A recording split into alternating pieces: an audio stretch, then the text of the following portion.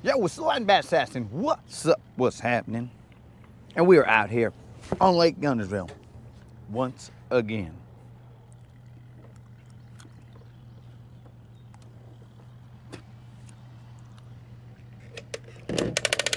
We got out here in the super heat. Why? Nobody knows. But it is going to be hot, guys.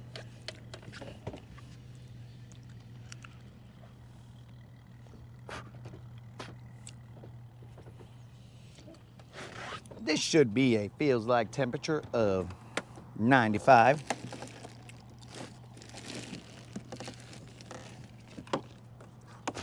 Very little wind.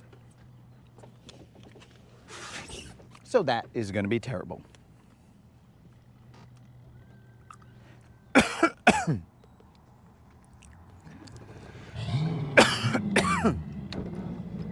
Choking on a sunflower seed.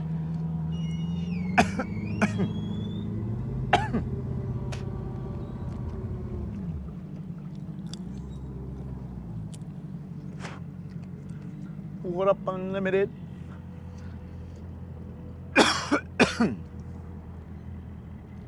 Oh yeah, guys. There's very little wind. We have roughly 28 gallons to go explore this portion of the lake. We are at the waterfront area. Yo, what up, Krill?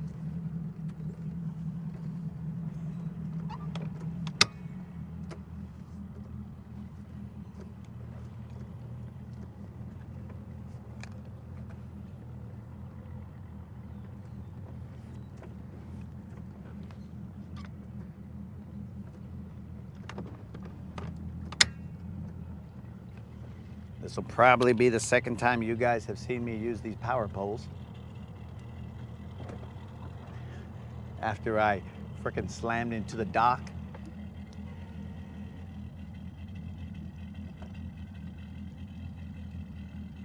Oh, Mama Benefish!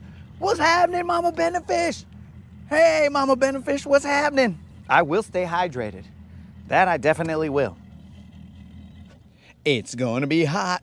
I knew you were able to do all the technology. I knew it. All right, guys, let me move the truck.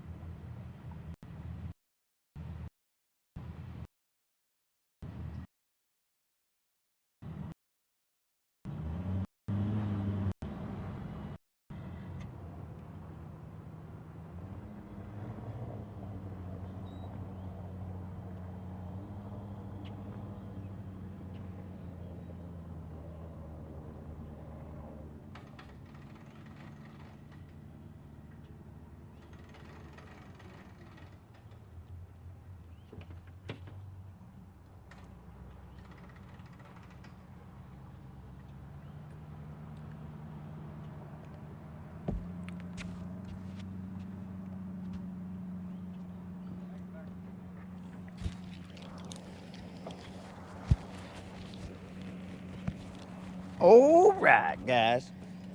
It's game time. My karate could get that fish out with my hands. It's a brim though.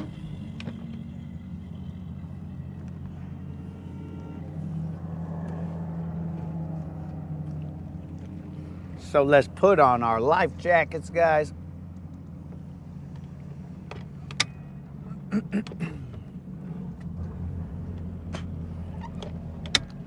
Safety first, as always.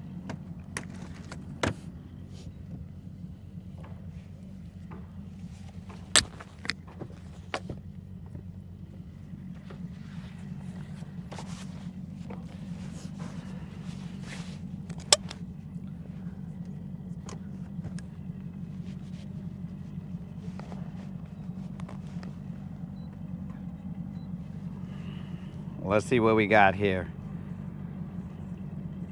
Let's see if the stream is still on. It sure is. It just paused on my end for some reason. Oh, the nanner's in the house. Yo, nanner. Yeah, what up?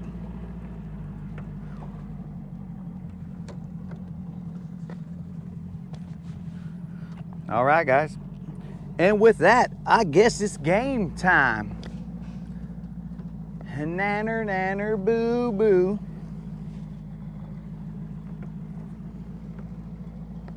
Stick your head in doo-doo. That's just how I remember it, guys, from when I was younger. All right, dudes, it is Monday. And we are out here grinding again. Yesterday we caught some, but we didn't get any BBLs. The one BBL that we had a shot to catch, I missed it, so that's on me. You know, if the good Lord puts you in a beneficial situation and you don't capitalize on it, well, I mean, that ain't his fault. That's your fault. So that's what happened, dudes. I was put in the right situation, but I didn't capitalize on it. So hopefully everybody's Monday is as good as a Monday could be, because you know, Mondays and stuff. We're gonna see how long this equipment can last, guys, because the GoPro might shut off, but we have done a slight modification to the GoPro to see if that is the cause of the problem of it shutting off all the time in the heat.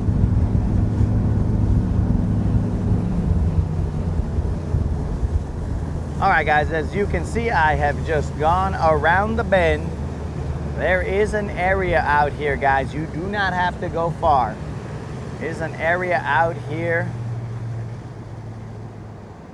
that can be fished, and you can catch some decent fish. It's a little creek channel that goes out to the main channel.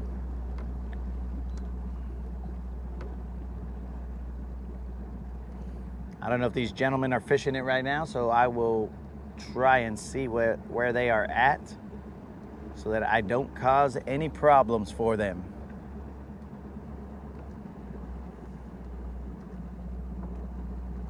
All right, here comes another boat as though they want to fish this somewhere in here. So I got here just in time for everybody to get here. That's cool.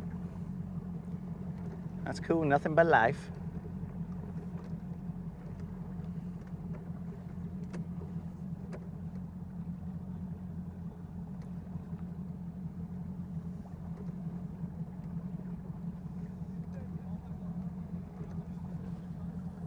Nothing but life.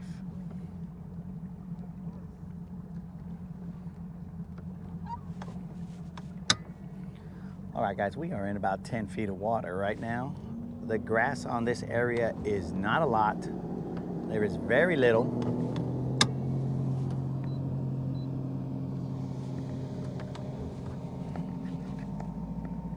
We are just gonna start off right here just so that we can get our legs underneath us.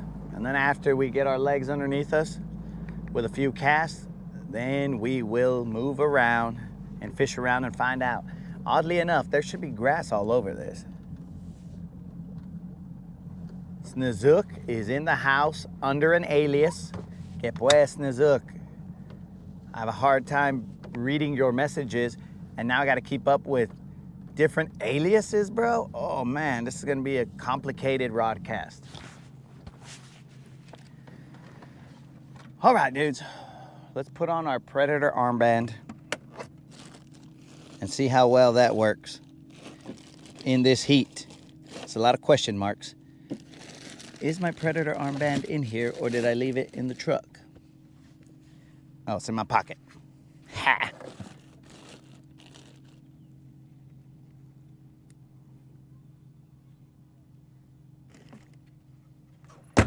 Dang, my phone's already hot. Things are hot. All right, I better get this trolling motor spot locked first before we go too far off this spot.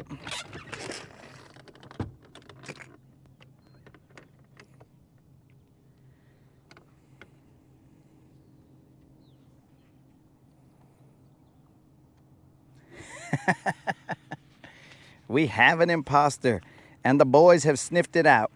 There's no way that that could be Snizook, because Snizook definitely would be all caps. Man, a bunch of internet homies making sure that everybody is who they are. I like it. We can't have imposters come in here and mess up the flow. Snizook, what are you catching out there, dog, while you're fishing?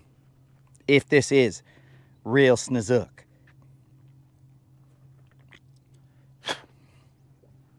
All right, guys, this is how it's going down. We're gonna throw off to this side, bros. It is calm, flat, and gonna get toasty. But check it out, bros. I know I said that I was gonna be in you know what? Just for the homies, bro. I'm gonna do it for the boys. I'm gonna start off first cast, top water. It's ridiculous, but I'm gonna start off top water, first cast.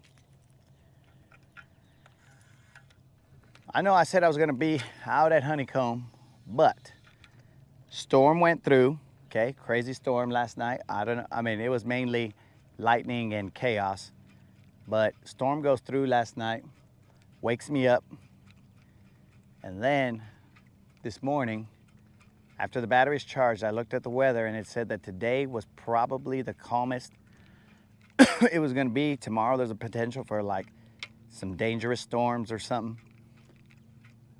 So we said, all right, we're moving up the waterfront date to now. Plus, so we all know that Benefish Arnold dropped those iPhones into the water. So that means that the fish would have heard me saying that I was gonna be at Honeycomb. So they would have been prepared. So we gotta keep them guessing. So what we did was we pulled a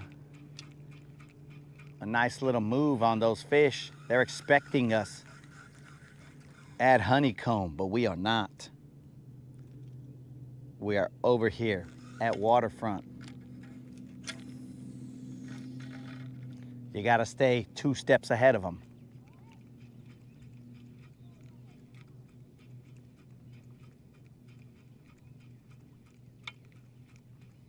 It is flat calm out here, guys. It is going to be a grind, but I was made for the grind.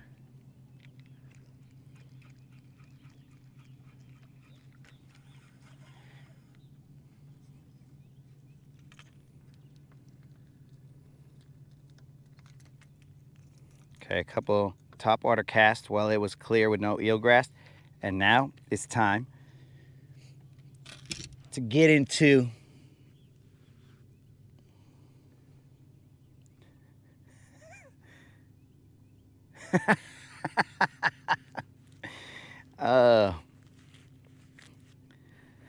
I'm not just already delusional, guys, and laughing for no reason, but you know, sometimes I see funny stuff on my phone, not chat related or not in the chat, and you guys might be all like, what is this guy laughing at? Did he lose his mind?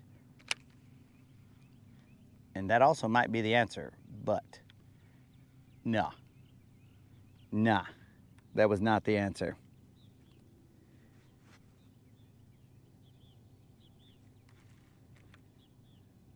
Don't do that. Colin ain't here. Oh, Colin. Well, I threw it anyways. Home for 3 hours? I'll be home in 3 hours. Oh, yeah, bro. We'll be fishing. We're going to fish out here till the sun goes down on this part of town. Okay, so to give you guys a little bit of the lay of the land, there is a little flat out here. It's about 10 feet. It drops off into the main channel right behind me. So we are going to see if we can get our... I would have expected there to be more grass by this time of the year, but I think either somebody is spraying the grass or they're over here mowing it. But if you're mowing it, there should be more grass on the surface. I mean, on the ground over here than just what I'm seeing. There should be a lot more grass. We are in about 17 feet of water. It should be about 10 or so out there. I'm not even correctly positioned just yet, but why not? Why not test these areas over here since we're already here? It is definitely going to be a grind.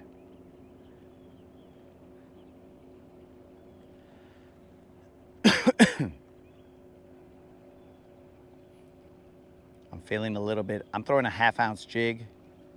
I'm feeling some rock right there, which is good. I like that.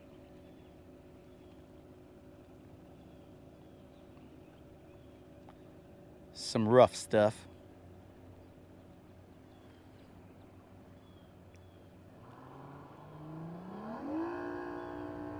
Now that those people have left, I will take a mic off moment, so enjoy the scenery, guys.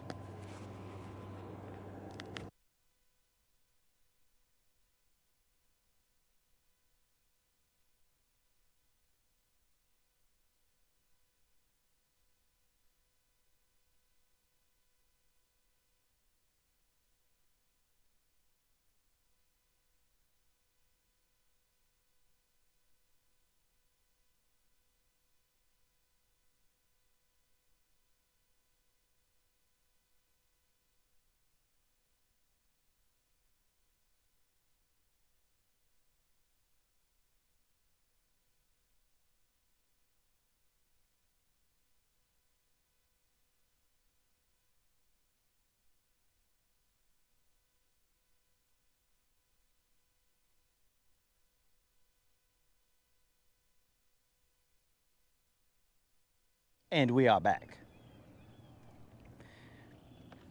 We definitely need to stay hydrated out here, guys, because it will be 85 degrees.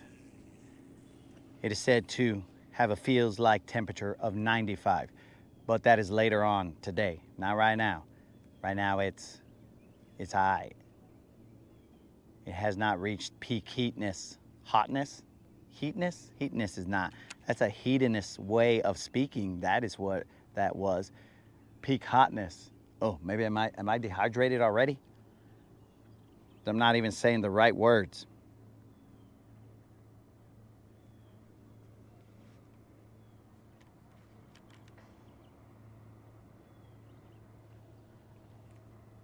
The moderator has already pinned the subscriber giveaway comment. So, friends, if you would like to be entered into the $100 Bass Pro Shop or Tackle Warehouse gift card giveaway, all you got to do is be a subscriber and put a comment in the 2.3K subscriber giveaway video, and you'll be entered to win that said $100 Bass Pro Shop, or Tackle Warehouse gift card. The drawing will be held someday. I mean, it's probably in the comments. Let's take a look and see what's in the comment. Oh, it'll be May 30th. Now I know. And knowing is half the battle. G.I. Joe. May 30th is the day of the drawing at 5 p.m. Central. So your entries will have to be in by May 30th, or else you will not be entered. That is just the way it goes down. But you could enter the 2.4K subscriber giveaway.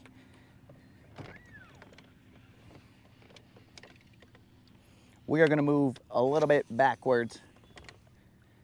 We are going to moonwalk this boat into the position that I thought it was going to be in. But as we drifted a little bit, we missed the mark.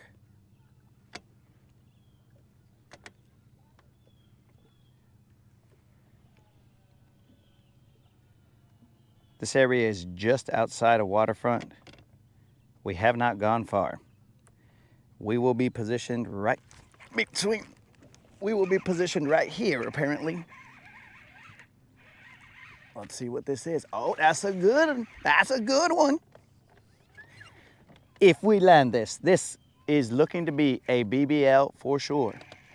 But we gotta land it, boys and girls. Hold on to your seats, because we're about to have a waterside chat with this big girl right here. Oh, that is a good one. I mean, I guess that's one way to start off a Rodcast here, guys, is to get your hands on a BBL. I mean, that's one way you could start it off, guys.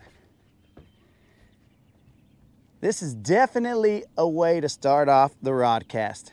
I don't think that this BBL right here is going to be oh,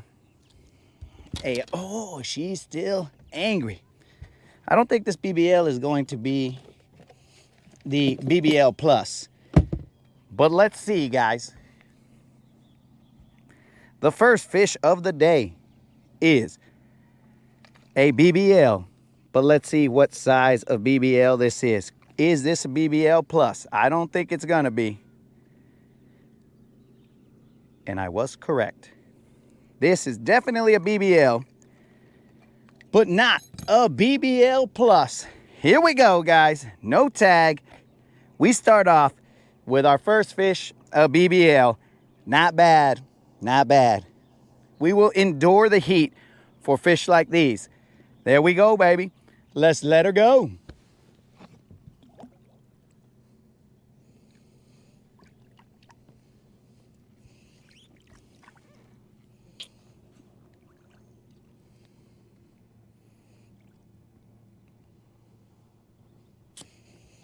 I gotta go take a look at this girl.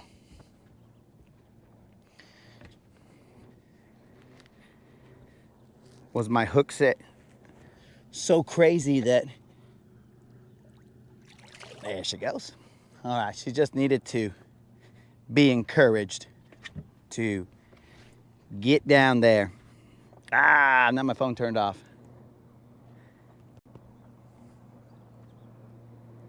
I'm gonna have to do some adjustments here on my, there we go.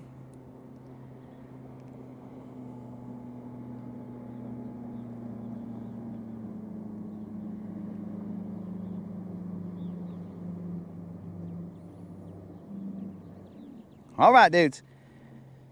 That was not a bad way to start off. And that fish weighed 4 pounds, 6 ounces. I don't ever know if you guys can see this, but I just put it there. 4 pounds, 6 ounces. Thank the good Lord that we came out here and got a BBL. Let's toss back out there, see if there's more like that. Bros. Not a bad way to start. I'm dragging a 1/2 ounce jig down there. Slow. Slow and steady. Again, we are looking for that 6 pound BBL Plus. We have got the 4 and the 5 pound BBL Pluses for May. And now we are looking for that 6 pounder we are hoping to get that 6-pounder.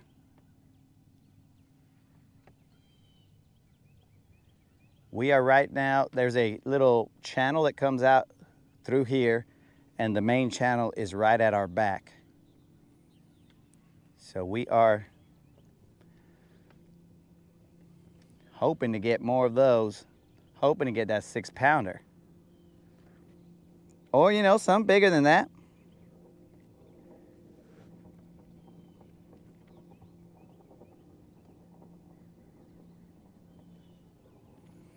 Mr. Creel guessed the right weight.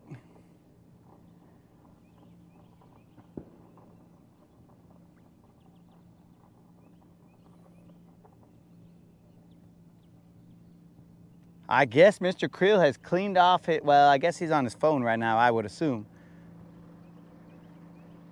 Because I was going to say he cleaned off his screen because he got that weight dead on.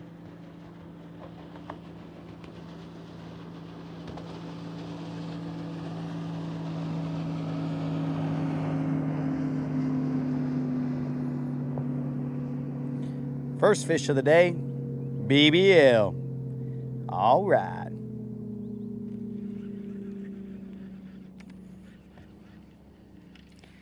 Now let's see where we are located, just so we make sure that we're throwing the correct cast.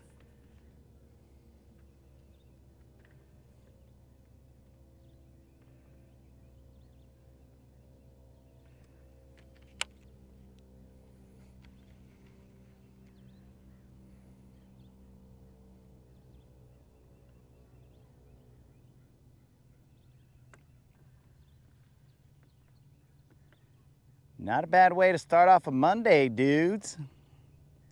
You know, I ain't complaining.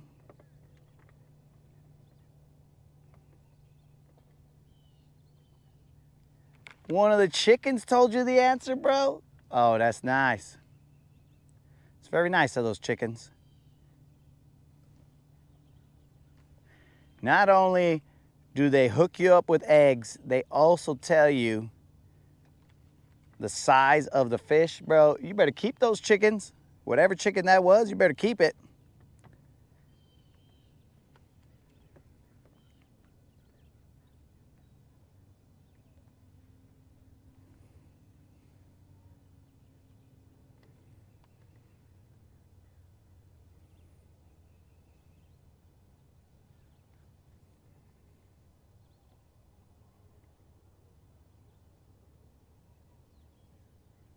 Yo, what up, Tim?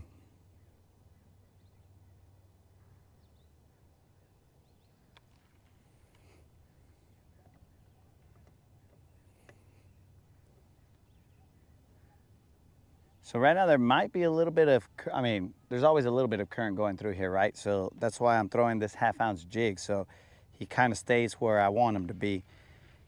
If I threw like my Nico, I'm afraid that my Nico would end up somewhere I did not toss him.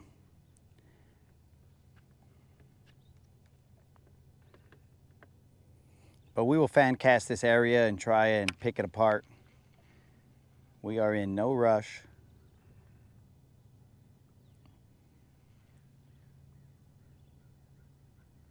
Actually, while I'm looking at that, I can try and see. Try and see if a camera setup, how to keep my camera set up kind of chill.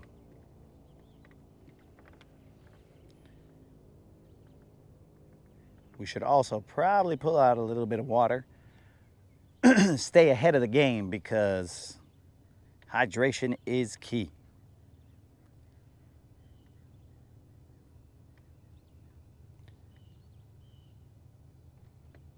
If you guys are into faster moving baits, this might not be the show for you because I am going to be dragging.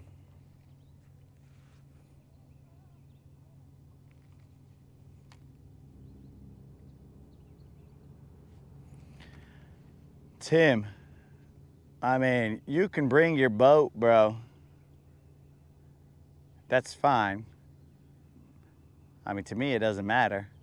I'm gonna go out there and and fish how I fish.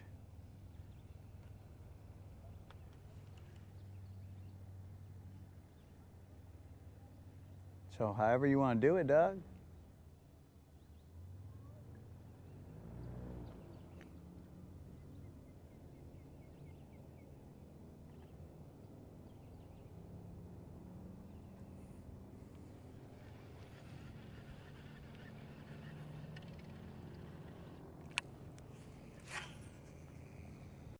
But definitely, you could always bring your own boat, bro.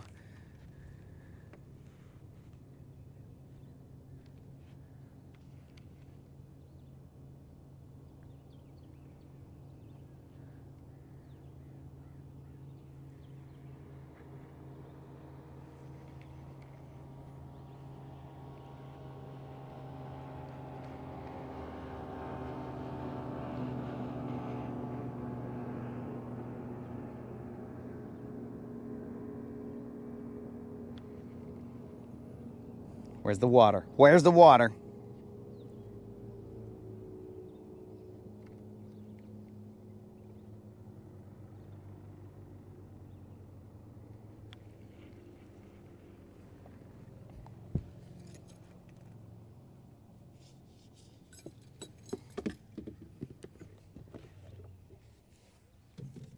I have a hard time believing that there was only that fish there, especially on this spot. That fish didn't seem like it was the biggest fish in this area. But maybe it was the dumbest one. Who knows?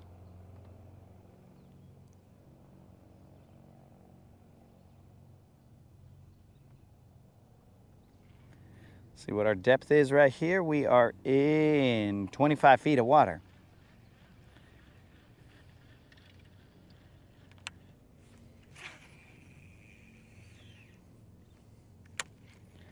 Let's slowly wind this back to us.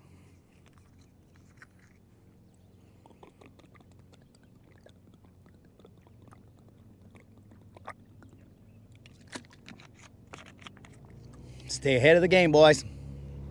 Ahead of the game.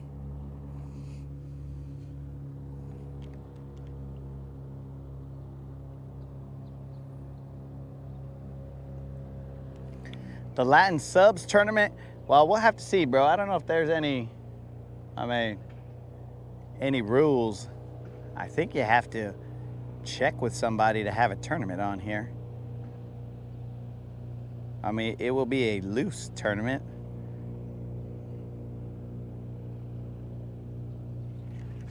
That guy was probably smaller. All right, we just got to see where that line was.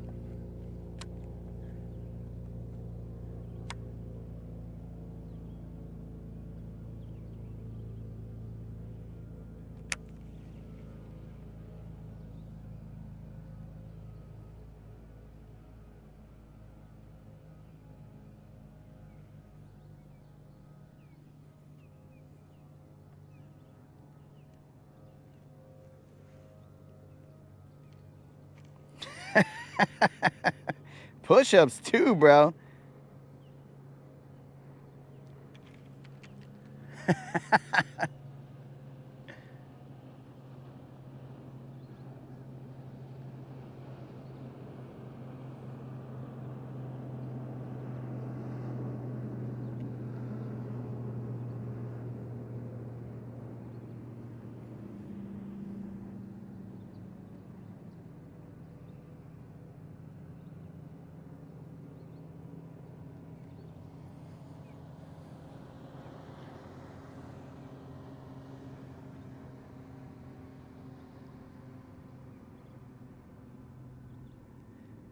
Push-ups is an added bonus.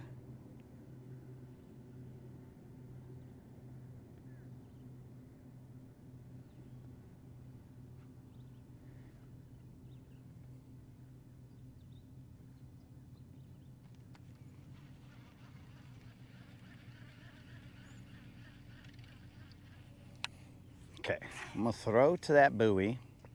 I'm gonna see how much current is moving me. I threw slightly right of that buoy.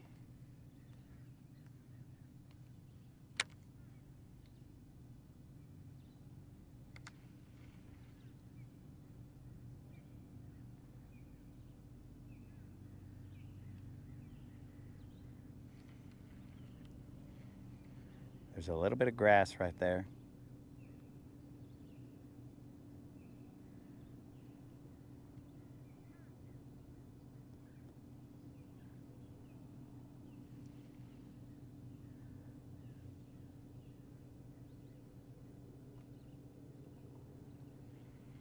Slightly right of the buoy.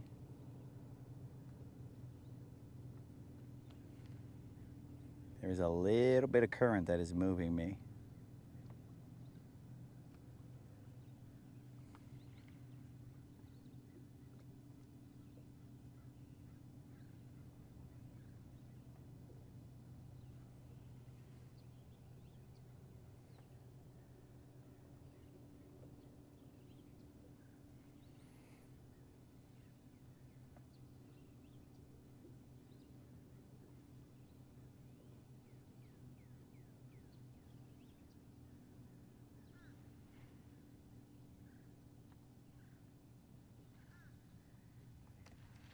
All right, let's throw in front of us.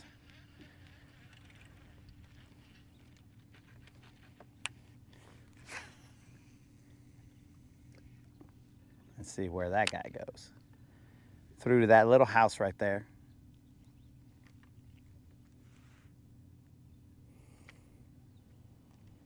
Yo, what's up, Jose? We barely showed up a while ago.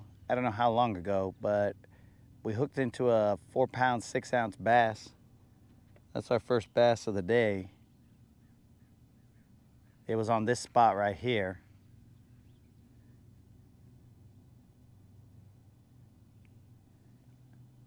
Greg, I'm just outside of waterfront.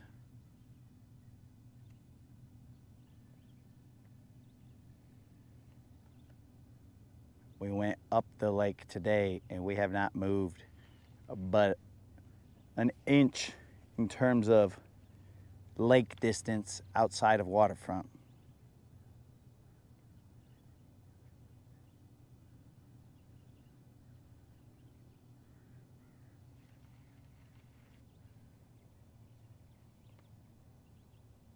Kendall, what's up? I don't know how long I've been out, Kendall. Can't be but 30 minutes or so. I don't know.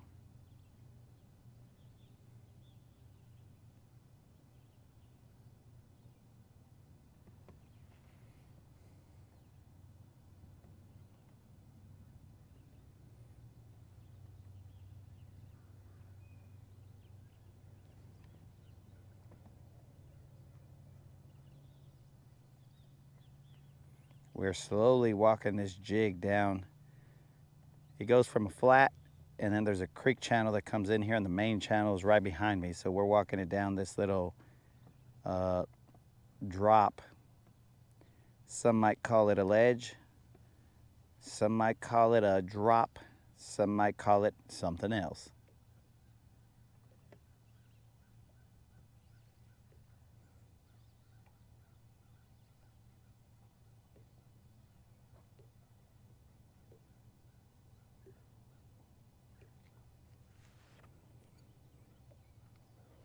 Oh no, Jose, I'm dragging this jig right here.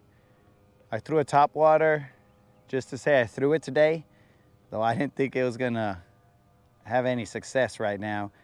There was no eelgrass at that time. Now there's some eelgrass floating. And then I said, all right, let's throw this jig. And drop the jig down there. And that's where that fish came from. From this jig right here. Well, the jig's got grass, so forget about that. But this jig right here. It is a 1/2-ounce jig. I'm gonna throw potentially a little parallel to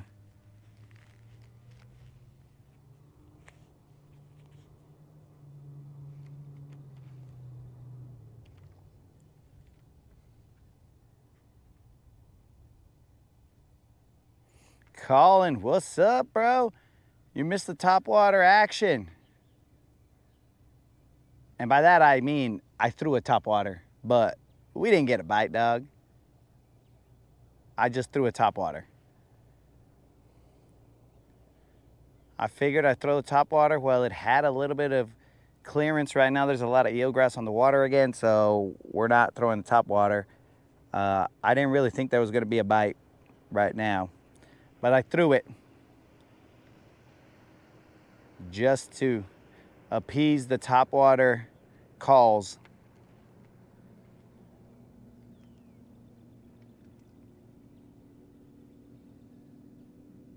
I might get out there with a chatterbait. It's hard to go shallow right now when that 4-pounder came from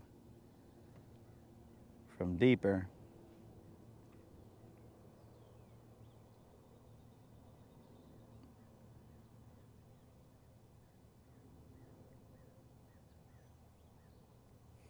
Oh no, Jose, it's that jig, dog. You know I'm a grind it on the bottom kind of guy. In the grass, wherever, but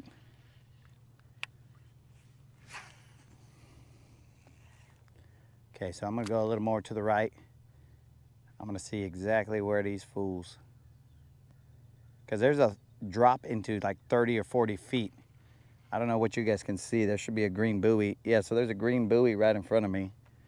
Like right there is a green buoy, and I don't mean in that direction. I mean, I'm pointing at this guy over here, but on the screen. There's a green buoy right there, and that green buoy is the main channel. It's just how painfully slow can you work it. Now, I could throw my deep diving crankbait here, so we'll try that.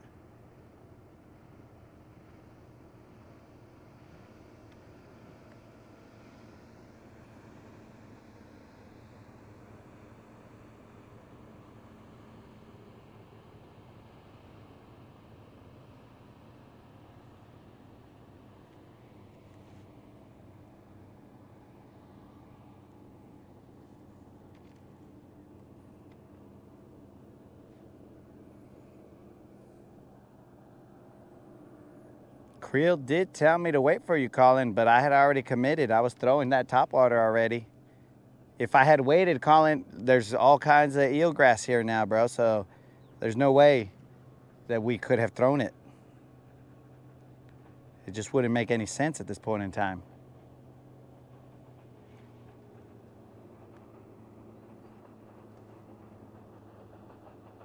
That felt weird.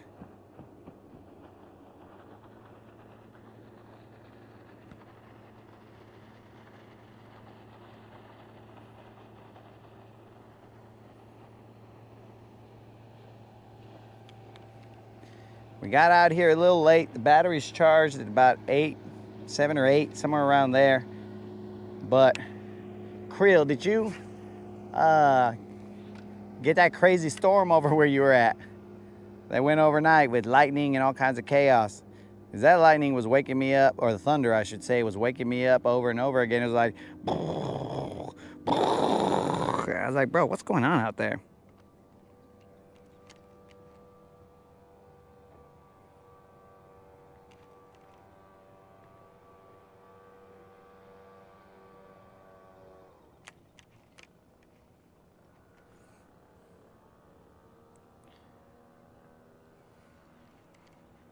Jose, I have 0 Carolina gear, my dude. I'm a Texas fan, bro. I'm not all about Carolina.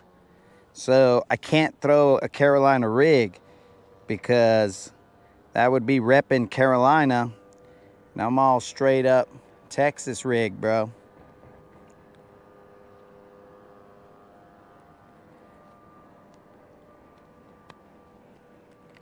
Usually they say when you're about to fight, all right, the gloves are off, but I got to put my gloves on because it is going to be hot. You see these waves of eelgrass that happen here in this channel? And I mean like the river channel. Look at this stuff, guys. Like it is thick. You couldn't really see it on that, but it is definitely thick.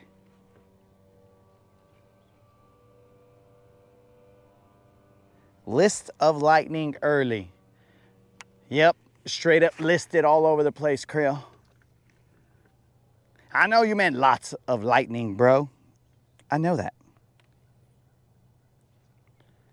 But it was definitely lists of lightning. Lists of lightning.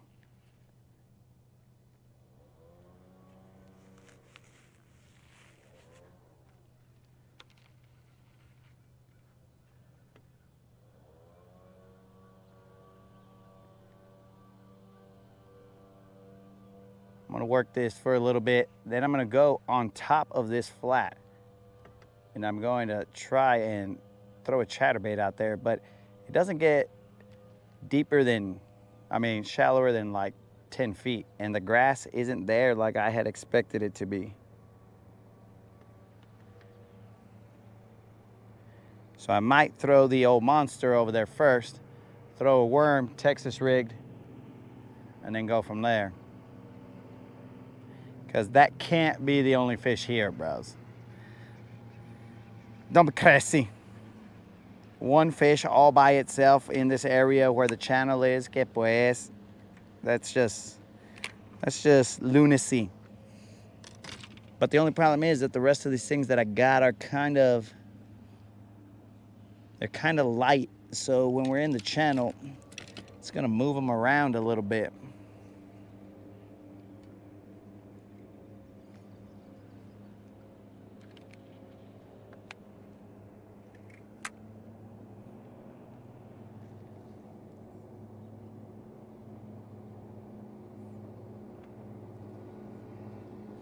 And that is gonna cause a little bit of a problem. This is Benefish's old monster worm. Let's catch one for Benefish on his old monster worm. That way it didn't go to waste. Crazy weather in the north, in North Texas for the last 2 days. More thunderstorms around 1400, 2 days.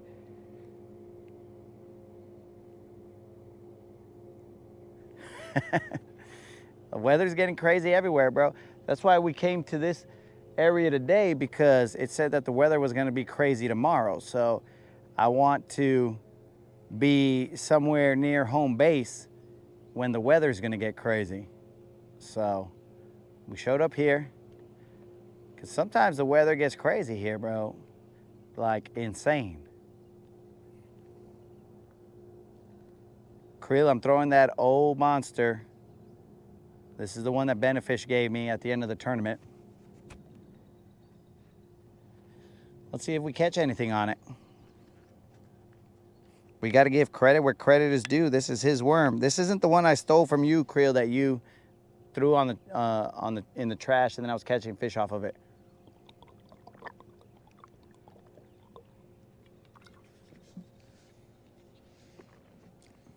Got to stay on that water.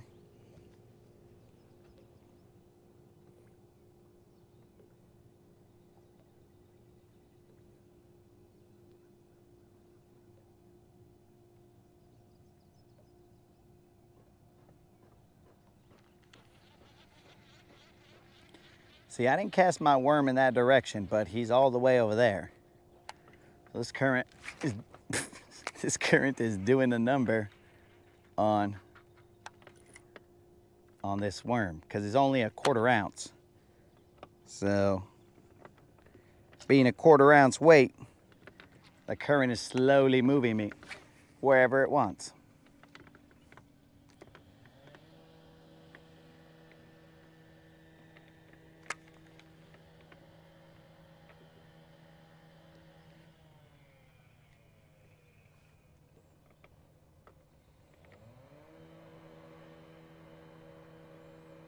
Yo, what up, Dead Rabbit?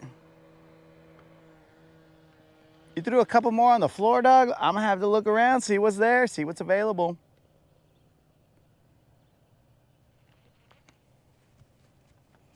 All right, guys, it's time to mask up. Let's do it. Because remember, guys, we're trying to have an even tanned head. In case you guys were watching yesterday, we like an evenly tanned head. not a outrageously different colored tanned head.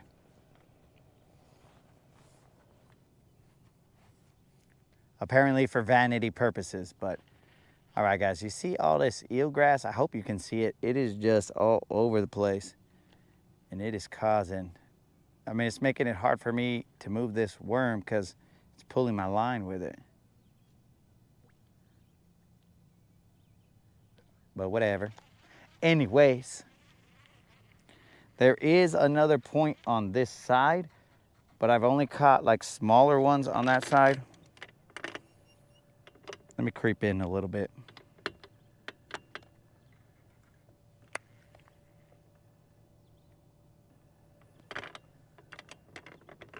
All right, so that means it's over here.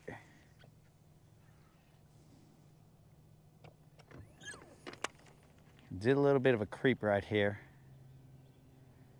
Means I need to throw in this direction. All right, we're on the bottom.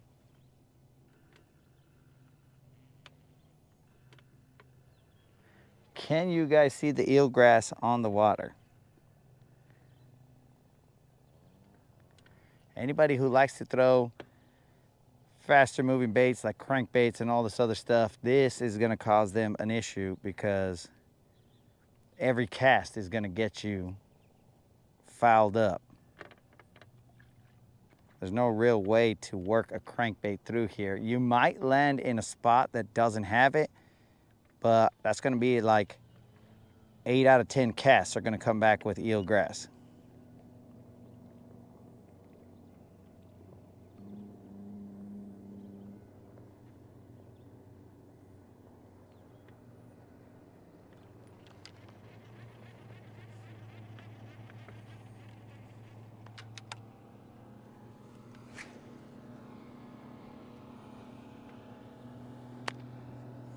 It's just all a part of the game here. Dealing with eelgrass.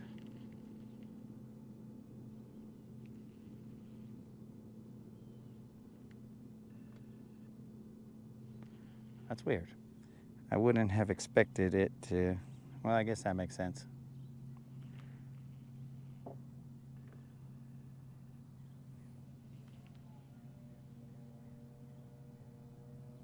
I'm in 20 feet of water right now.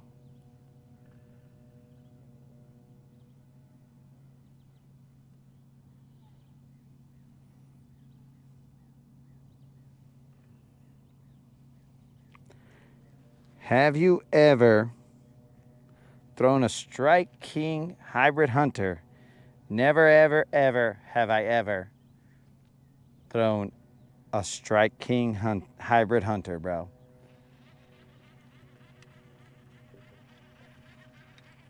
I think that's the way that game is played. Never have I ever.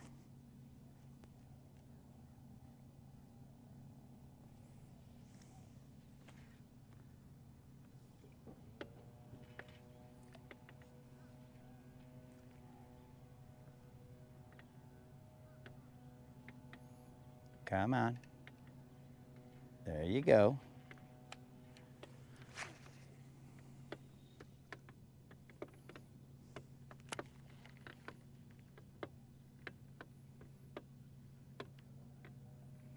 So we had one 4-pound 6-ouncer here. That's the first fish of the day. And if they're that size, I'm okay with them being in low quantity.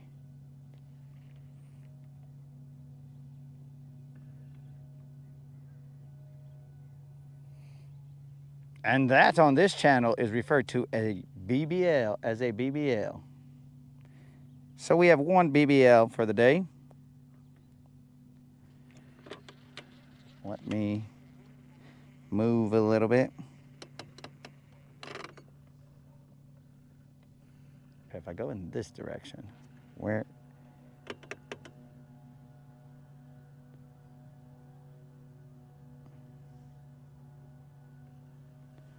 That's very odd. It is not the direction I would have expected. that to have been. But, all right. GPS doesn't lie, apparently.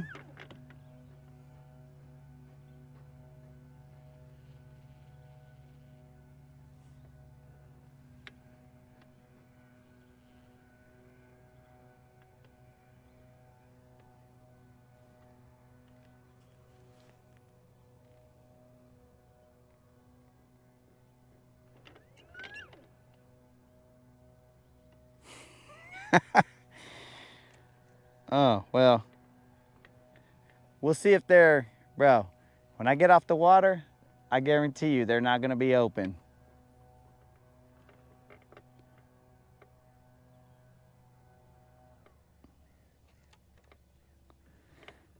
I guarantee you Paul will have already shut down the GTO by the time we get off of here, bro.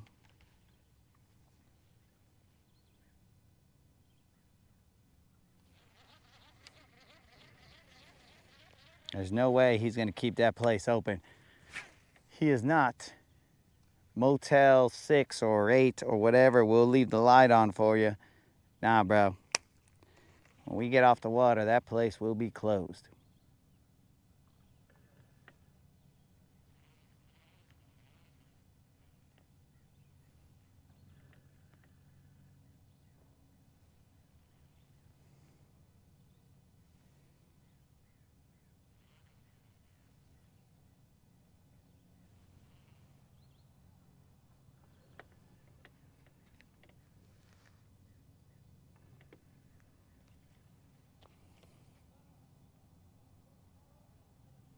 Yo, what up, Steve?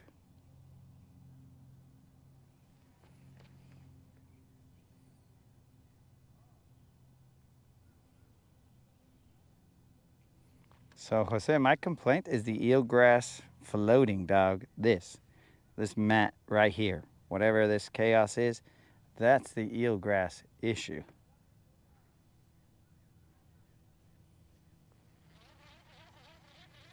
I mean, look, it's taking my line. This little mat right here that just came to ruin everybody's day. Where it came from, I don't know. Ah, ruined my day again.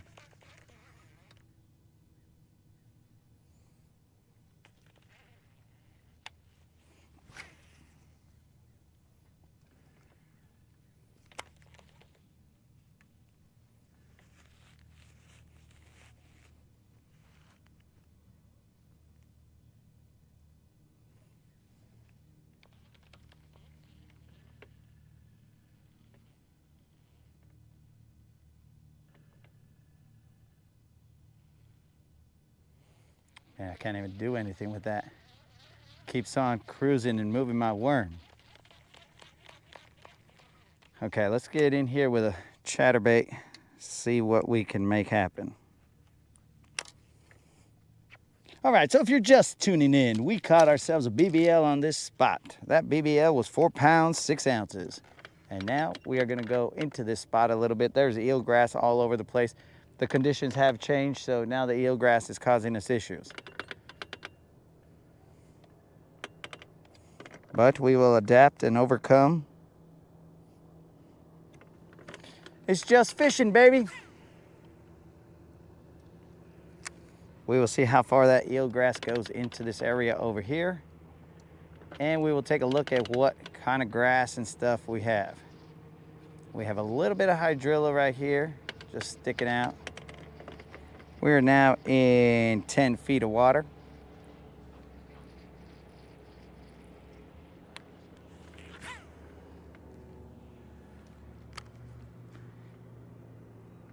Nine feet of water. So this flat is basically 9 feet.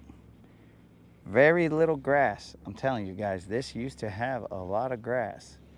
Somebody or something is changing this whole situation. It is probably people spraying the grass. Well, there used to be a lot of grass here.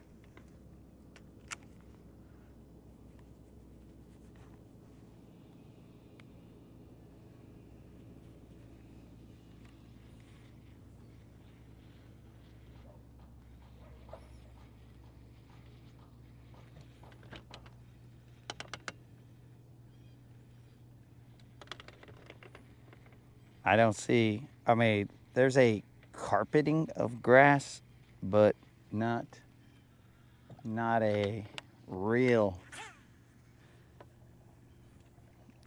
presence of grass.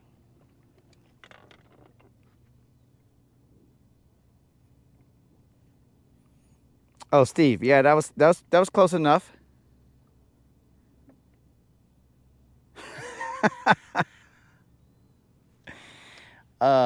Trey, that is that legend is, I mean, it might not be legend, it might be the truth. Well, sorry we couldn't get on here earlier, bro. Batteries had to charge and we had to assess the situation. And the situation was the weather was going to be crazy tomorrow, so we decided, I mean, look at this. It's nice and calm. I mean, might not be great for the fishing, but it is nice and calm, so we can cruise these lakes or these areas that we less frequent without concern for basically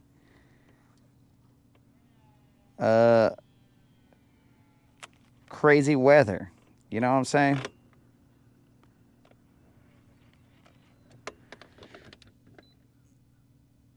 Okay, so got a little drop over here. So we're gonna head to this other point right here and try and fish that. But like I said, on this side, I've not really ever caught a good sized fish. I've only caught like small spots over here.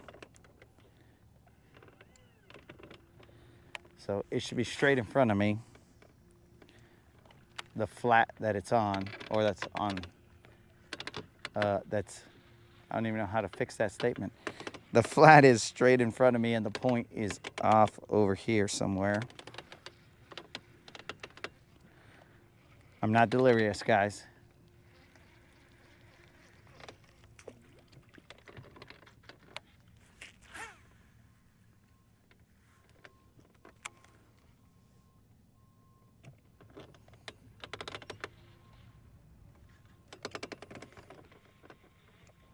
So eventually the point will be to our right. I'm just slowly maneuvering our way there. It's gonna be a grind out here, guys. But it's cool. I ain't worried about it. Right now there's no grass really like I would have expected here, but we're cool. We're good.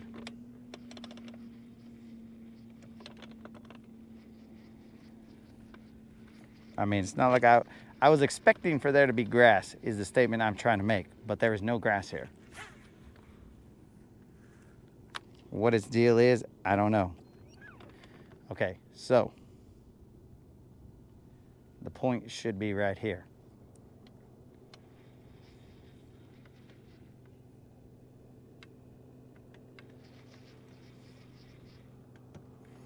This is the point that's facing the channel.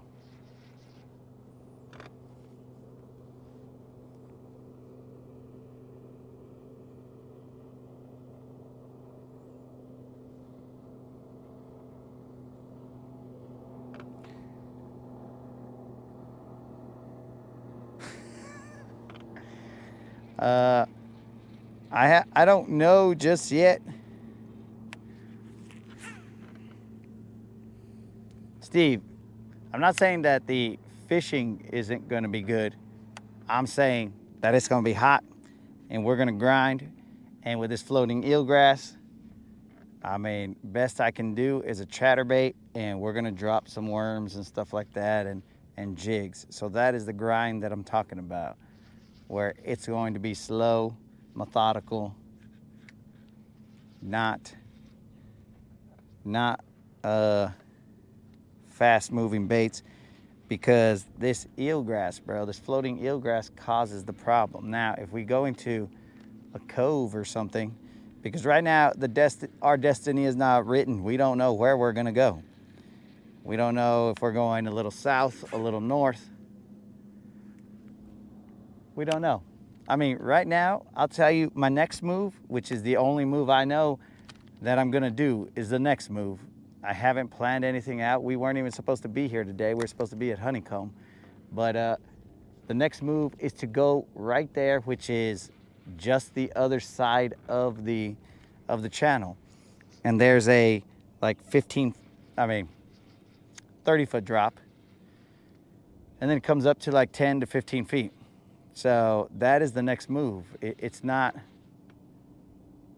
much different than what we are doing here.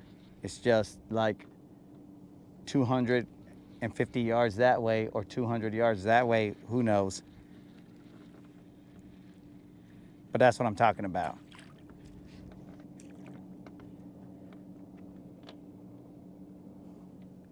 So I was not meaning to dishearten that we ain't gonna catch fish. I was just meaning to say, yo, bro, this is gonna be a slow, methodical, find them and grind them situation.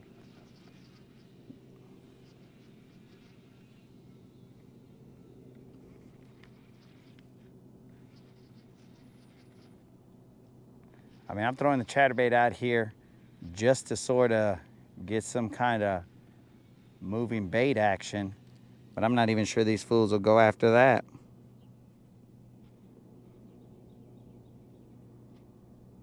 Oh, well, that's maybe why we ain't got no grass over here, Mike.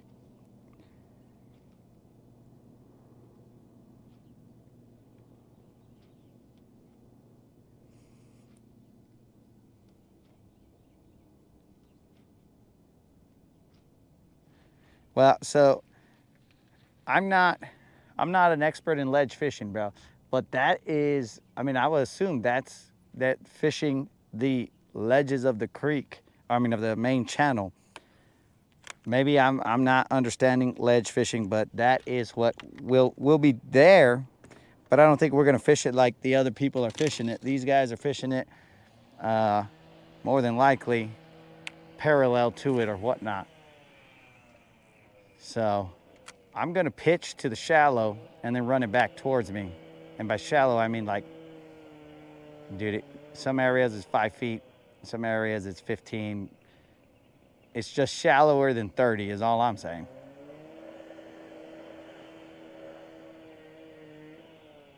I mean, even right now, I'm trying to find this point right here so I can fish it correctly. But it's like,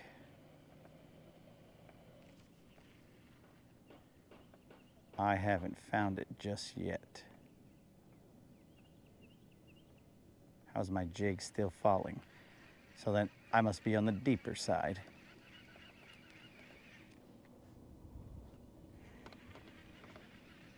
So I think I need a throw. I might have been in like 30 feet right there, bros. So now if I cast in this direction, this should drop pretty quick.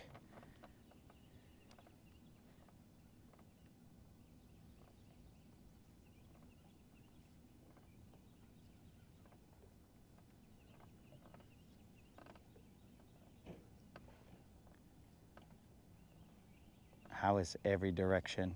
I'm gonna have to move on my trolling motor just so I can get a better bearing of where we're at.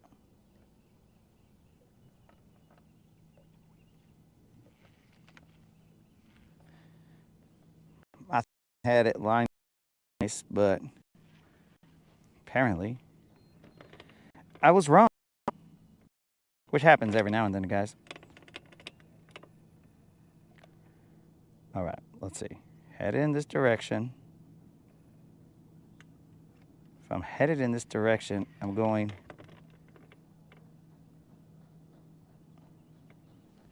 Yeah, so it should be back there. We're in 16 feet of water right here. It should be back here, I thought, but seems to be taking a little more time to hit the bottom than I would expect. Okay.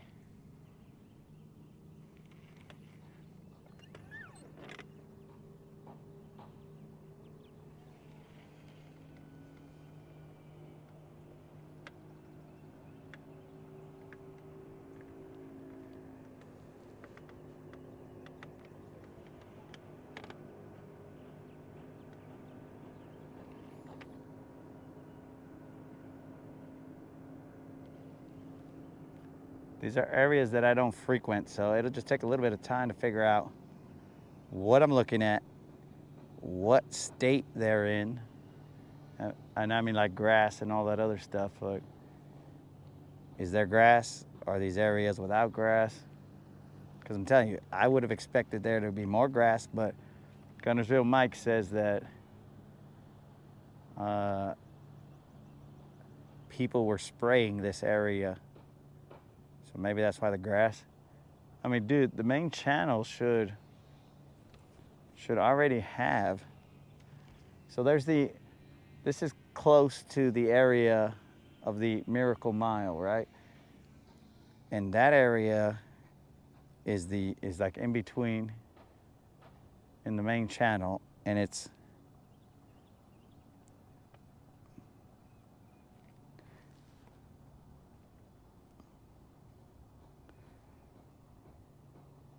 What are your thoughts on whether fish are developing sensitivity to the electronics and fish finders? So I think any disturbance to like their area, like sounds, tastes, different stuff like that, you know, like if there's like oil or stuff in the water, all that just basically puts them on alert. But I'm thinking that if that were the case, bro, fish finders have been around for a long time, and they still bite. But that's like in the shallow, there's going to be a lot of noise. There's going to be a lot of commotion. There's going to be boat motors, all this other stuff. Now, these schools that are going around and they're just kind of swimming about, and then they're hearing tick, tick, tick, tick, tick, tick, tick, tick, tick from, you know, maybe forward-facing sonar. Well, then that might be because there's nothing else out there. But in the shallow or the grass or areas like that, like, there should be a lot of noise. So, I don't know.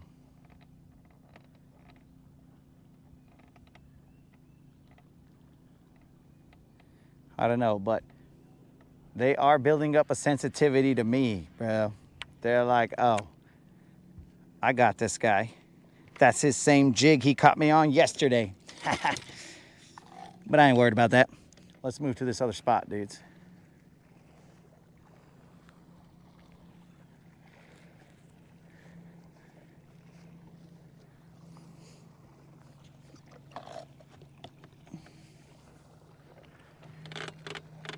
How you doing? You can have it, dog. I caught a 4.6 right here. Yeah, dude, they're all over up there. Yeah. I ain't no buddy fucker. What? I ain't no buddy fucker. Get in here, dog. I'm leaving. They're all in there.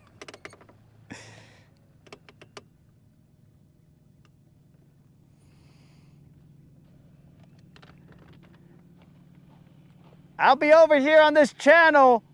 Yeah, he's sitting on the best spot right now. He's sitting on the water about 30 right there. Well, I'll be just across, so I'll see you set all the hooks. Where he's sitting, I marked a spot. I swear there's a water about 25, 30 on that slope. Good luck, dog. All right, guys, let's move. We are going to, okay, so I didn't think that was the only fish there.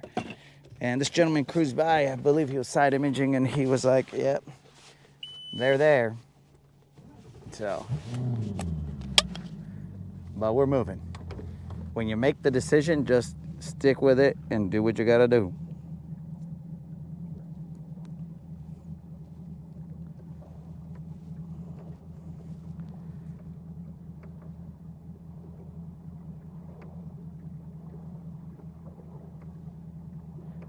Oh yeah, bro, there is a distinct tick tick tick tick tick tick tick tick tick tick tick tick tick tick tick tick from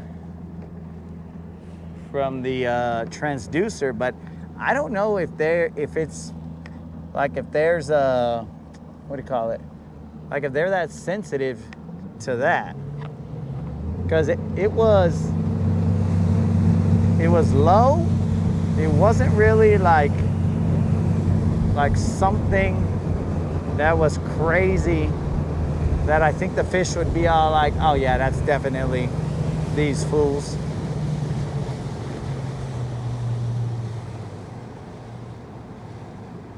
Because if I was underwater, now if I'm close to them, okay, that's one thing, but I don't think I would hear it. With all the other noises, with all the fish just cruising around, I just don't think that they would be able to figure that out. Because I had my ear pretty close to it, bro. I was like 3 feet from it. Okay, there's a log just hanging out right there. That's cool. Why? I don't know. All right, so we're coming up on this area. It's coming up real quick. We're now in 10 feet. There's grass. That's how quickly this changes.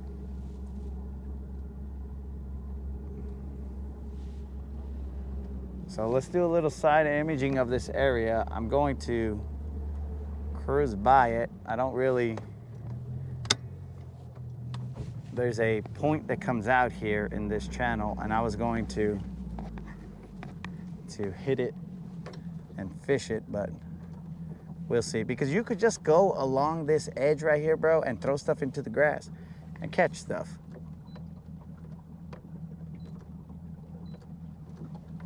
Let's expand this baby. Let's expand the, not what I wanted.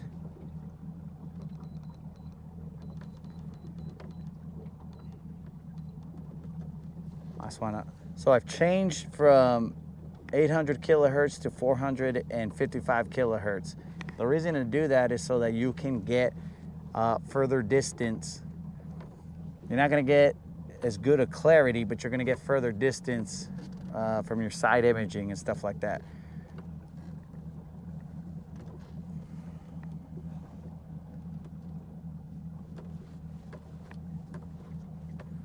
So there's definitely a lot of grass growing up over there.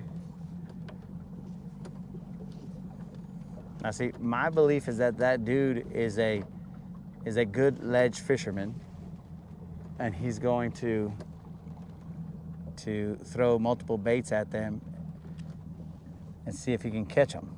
Now, that's not my area of expertise. I'm not exactly sure what my area of expertise would be, but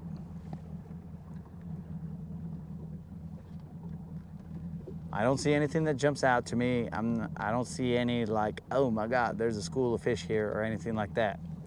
So I'm just gonna go and hit the grass, throwing a jig in there, Texas rigged, something. Even a chatterbait, pulling it out of that grass.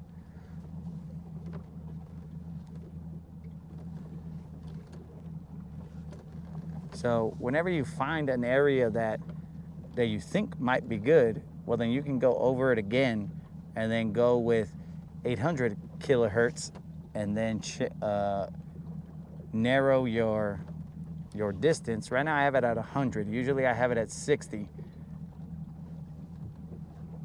And then that way you can get that clearer picture of what you're looking at.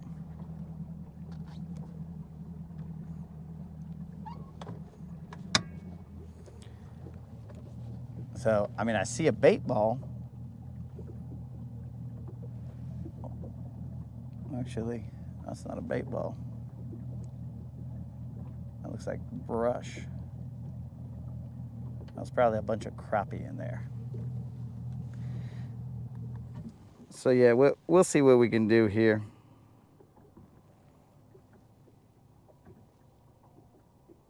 Have you ever heard that after spawn,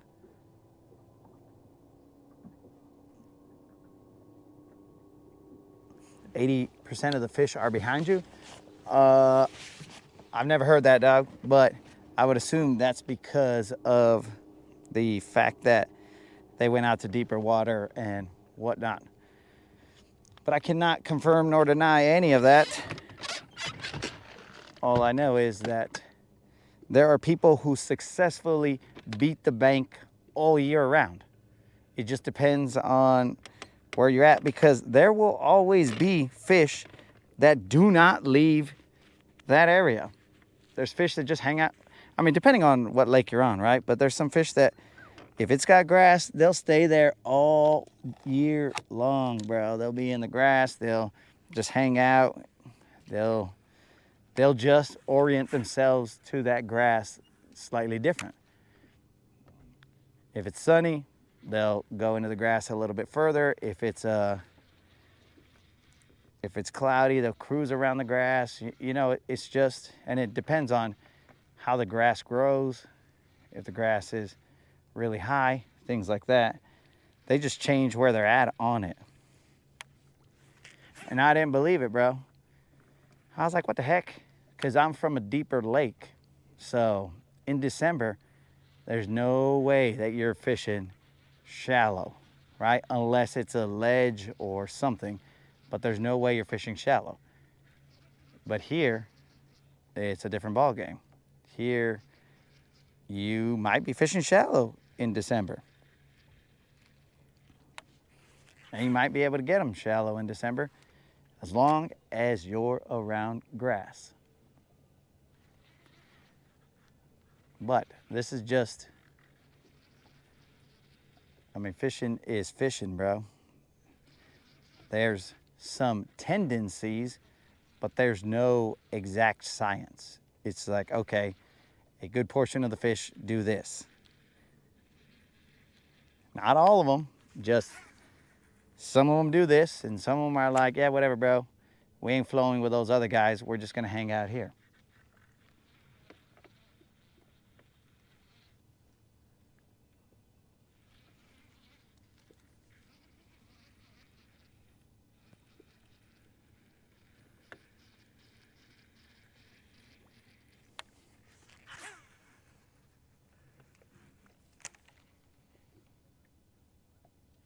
We are only in 8 feet of water. The channel is right here. If I go a little bit to my left, then this is gonna get to like 30 feet of water real quick.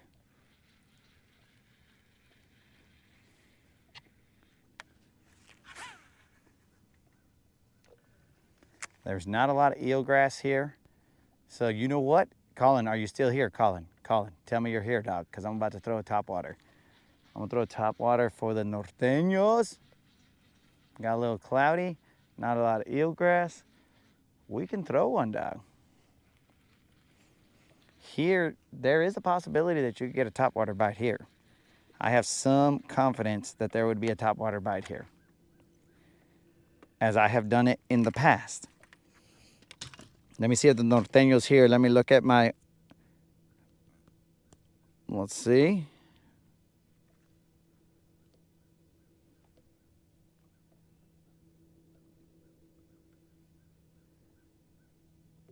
Yo, Tom, it just fixed itself, bro. I didn't do anything to it. It just magically came on by itself, and next thing you know, boom, we're back in business.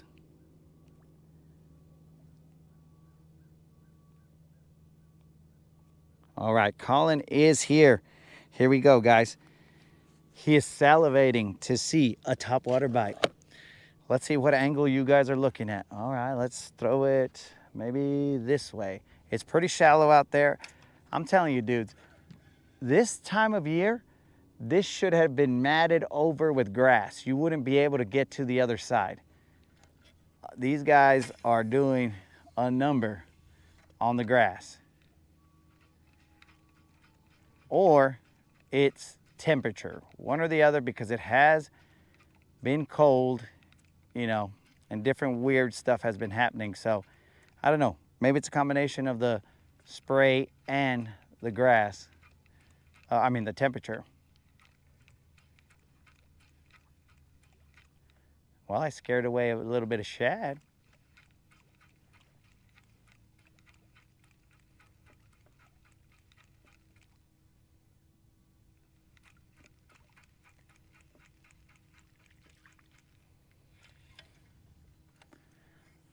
This should be full of grass. Can you guys see that? You got to be able to see that topwater strike.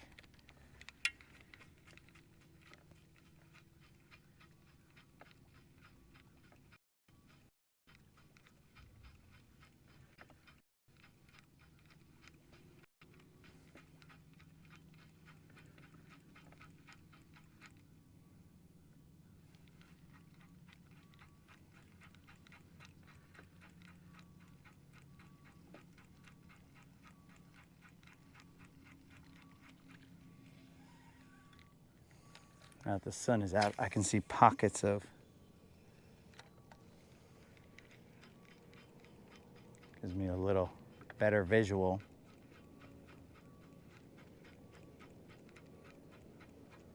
Of what's going on out here.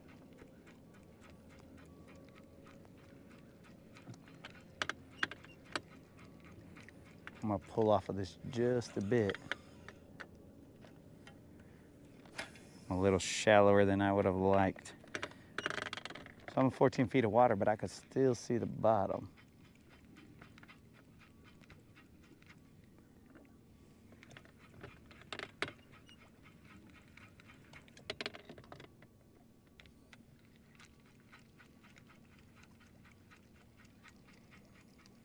"20 feet of water.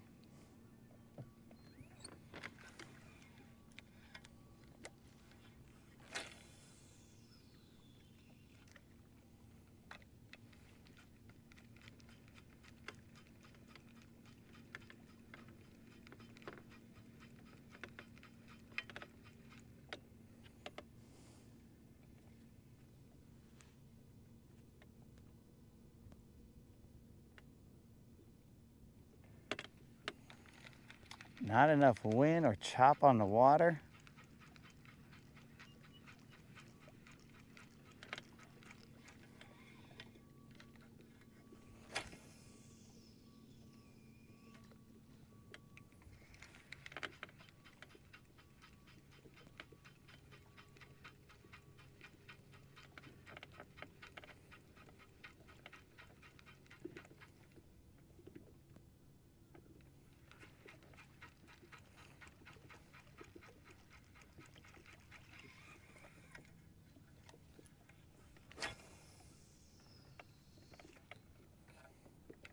You guys might not be able to see that angle, but it was necessary.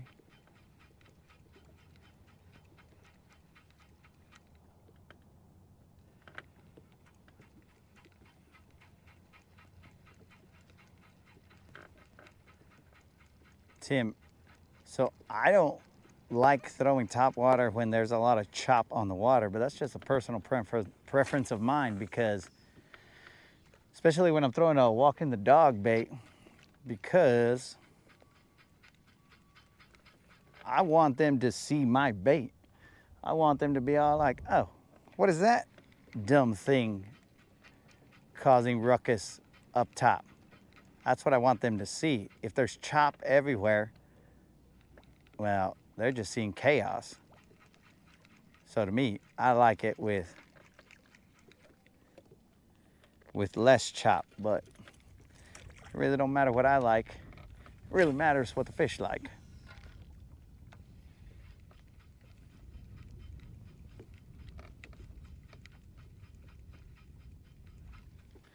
Where are you guys looking? Turn this way.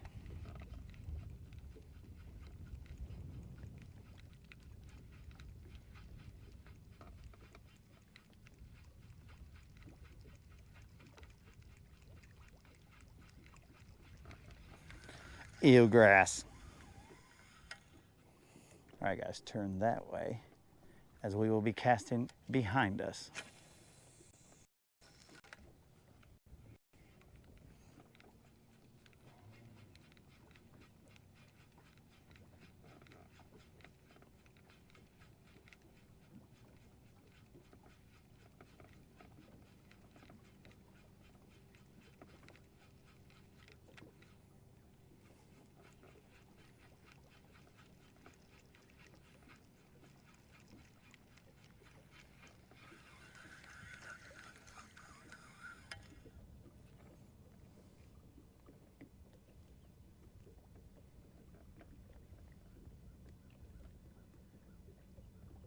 Stripers show up.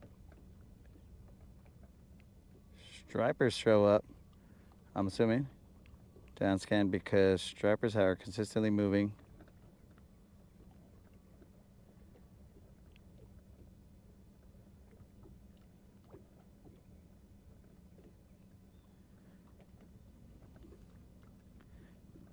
So I don't have a problem with the grass, Steve. I just stay outside of it.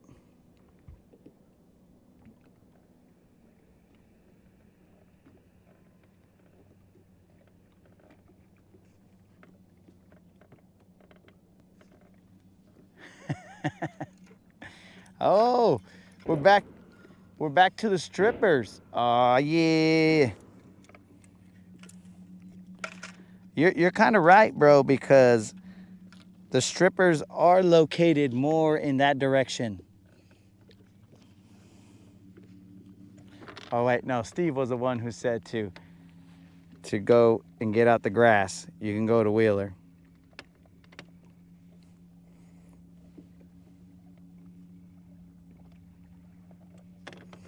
All right, so did a little bit of top water. No go. We're good.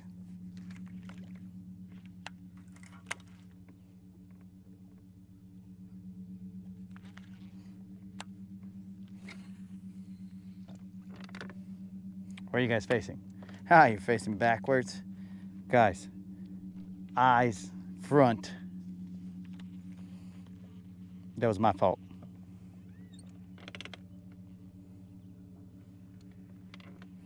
All right, so the lines on this are not totally correct.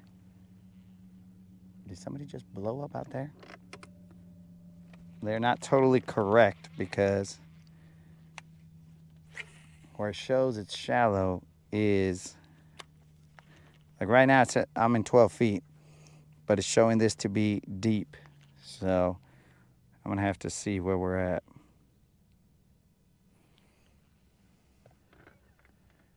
So I can avoid going into the shallow.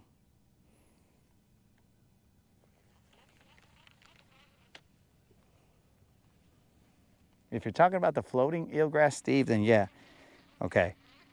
I could do without that. But, I mean, we just go to different sections. We adjust, whatever. It's no big deal.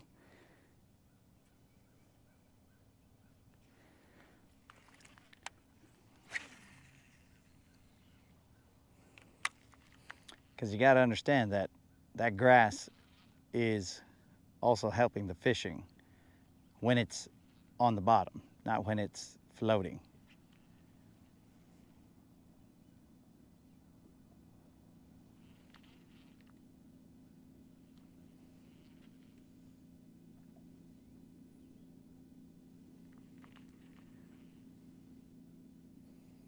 So you see, this I expected to be a certain way, and it's not. So then we're just gonna have to adjust and see what exactly is the new game plan.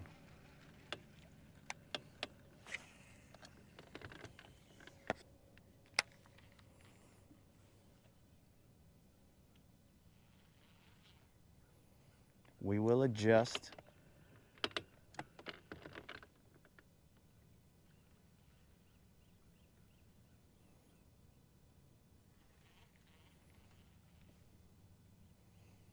So we'll probably head down to that island over there, because that island is a known area.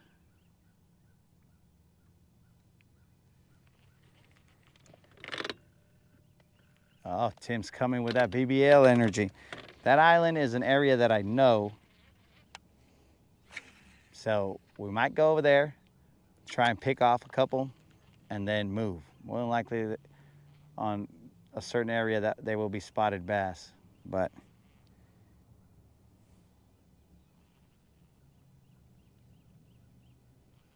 we are in 20 feet of water. That right there is shallow. That's why that little dumb tree is hanging out right there. But I'm telling you, I would expect this to have grass full all over the place right there. I don't know why it is not that way. In all my years of being here, I've never, or even visiting here, I've never seen it where this is not just covered with grass. You basically know where this, I don't know, maybe sandbar, whatever this is called, you know where it is by all the grass you see. 25 feet.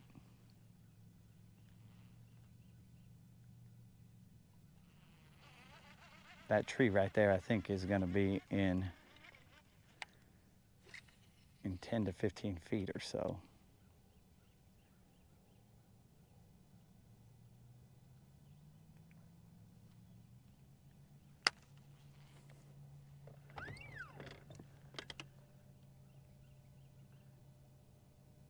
Well, whatever it is, the current is taking it. Current took my worm.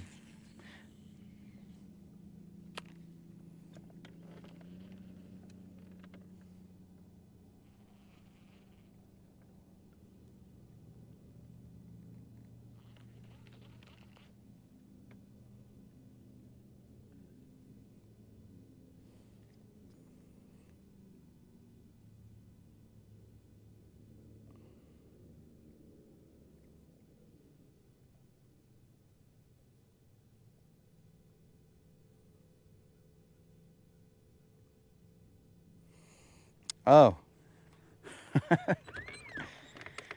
Oh, well, I appreciate that, Steve. I appreciate that.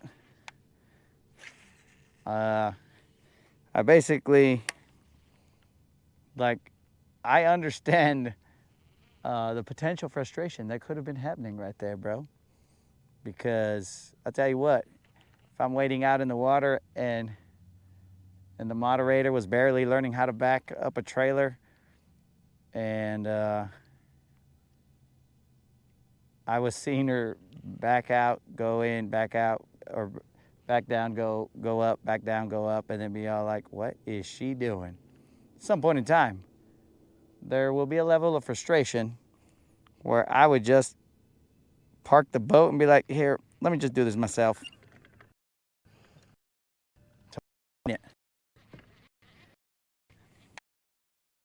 I had seen it, and to the lady's credit, she said she couldn't see, and when I was back there, I was like, bro, I can't really see your trailer either. My trailer has a couple of little lights on the side that that allow you to see at least halfway through the trailer, so you're like, oh, I know where my trailer is in the dark.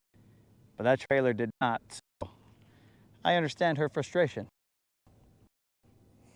I was wondering why, because I was in the middle lane, because that's where those other dudes left me a spot. So I was in the middle lane, and let's just move, guys. We're over here to make something that I don't think is gonna happen, so. One more cast. I was in the middle lane, so I was like, why is this person not pulling up right next to me? There's two lanes. And she just kind of was waiting patiently. I was like, okay, there's got to be a reason. And then initially I was thinking, bro, I was all like, is it because I parked stupid? Am I not like, am I angled one way or the other? What's the deal here? But it ended up being, she was just trying to make sure she was being safe. So, you know, Good on her. Because it would have been a slightly different conversation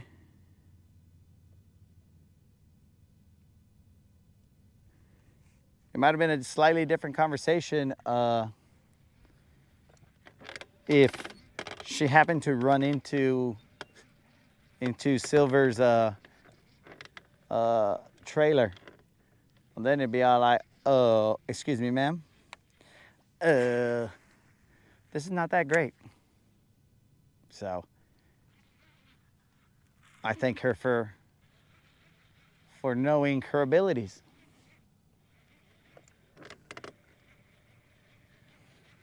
All right, bros. Let's go.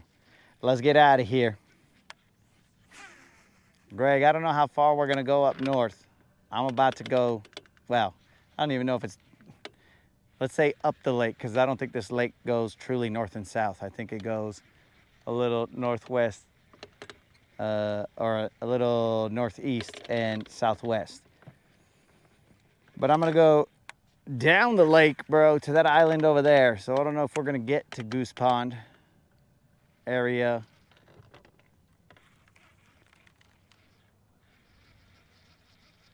We will be hitting up these other areas over here. I think there's an area over here that I remember where I had seen some situations that I'm cool with. So yeah, bros, we'll move. No big deal. 1 BBL a day keeps the doctor away. It's so I've heard. So I've heard, bro, but I don't know if that's a fact.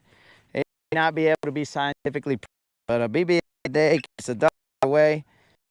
I will go by it as long as that sea is hot. As long as it keeps me on the water. Let's move, homies. So far, the GoPro has, that's stinky.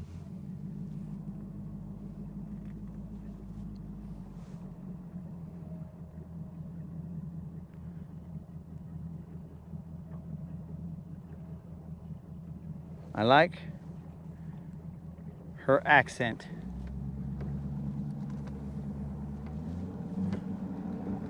All right, so there is grass there.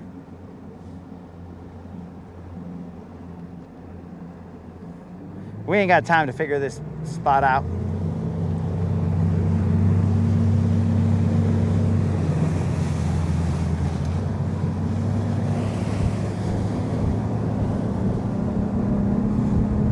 Let's keep it moving, boys. I mean, because I might not have even been positioned on the channel correctly. You know what I'm saying? I might have been casting to the deeper part or just not angled correctly, guys. I don't fish this area too often, so I don't have my sight lines where I'll be like, okay, if I throw it here, I know that I'm positioned correctly on this area. So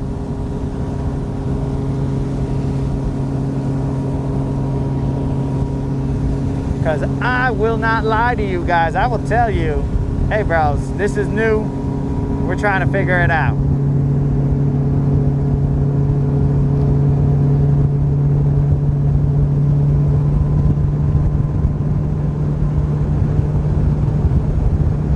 A lot of floating eelgrass.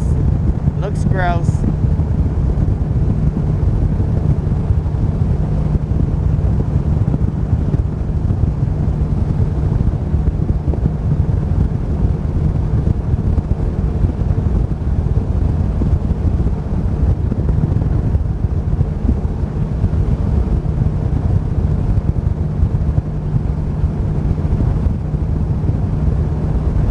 This part of the lake is nasty.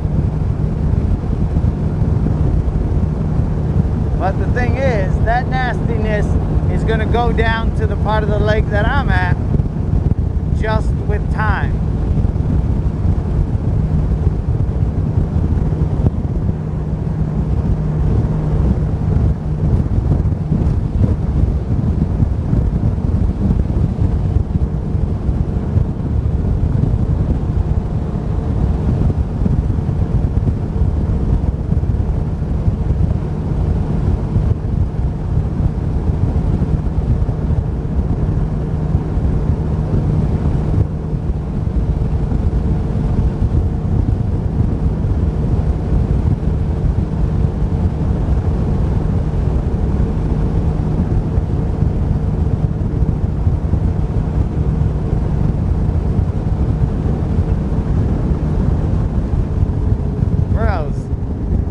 Canadian geese are swimming their baby like across the channel. What's wrong with these guys?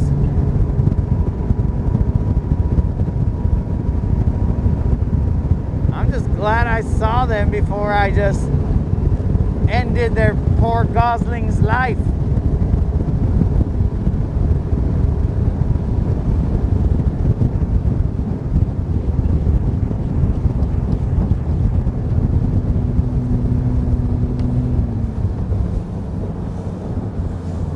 Okay, well, we cruised all the way down here, and two things have happened.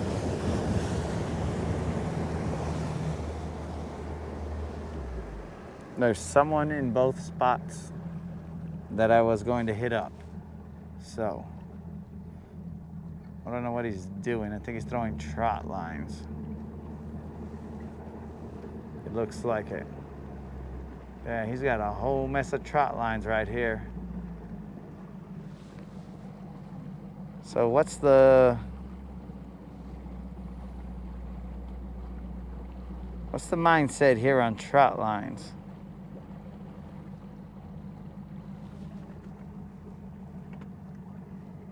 I don't know what's the etiquette on trot lines? Am I supposed to give this guy this spot because he's throwing trot lines everywhere? Or does he trot line around me? Or what?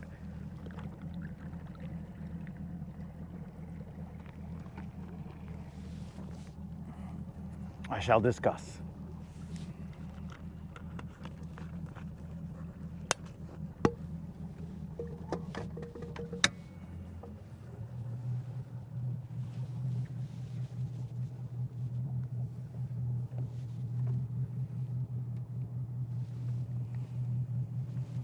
You guys mind if I fish this point right here? Do you mind if I fish this point right here? Okay, just making sure. Thank you.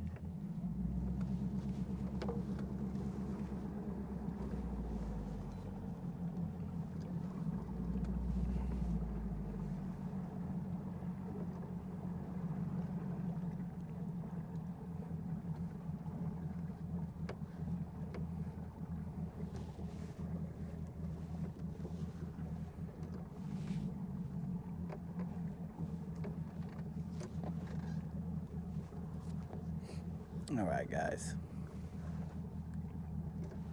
I'm gonna stay off their buoys. Okay, I'm going straight. That means the point is right there. It's somewhere off in that direction. Let me hit spot lock. It's off in that direction. I think we came up a little bit hot. I'm okay right here, right? Yes, sir. Yeah, you're fine. We're just driving and checking these. All right, just making sure. I didn't want to mess up, Do your thing. scare your fish or anything. What fish? Well, I mean, they might have been scared away by my boat activity. Who knows? No, that just makes them stand up. We know they're there. Okay. All right. Wow. Just making sure. Sorry. Uh-oh. My spot lock. You're good. You're good. You're good.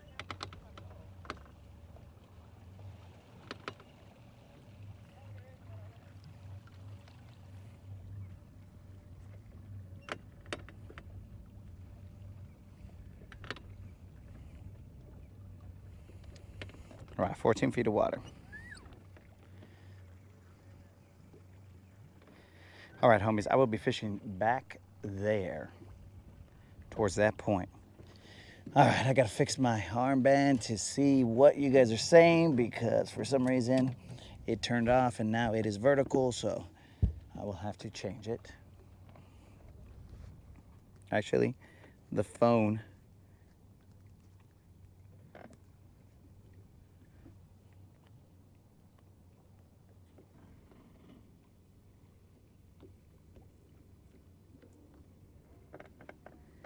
All right, let's see what was said.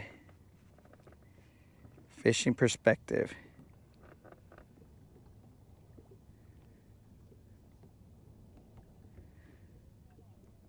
cold air funneled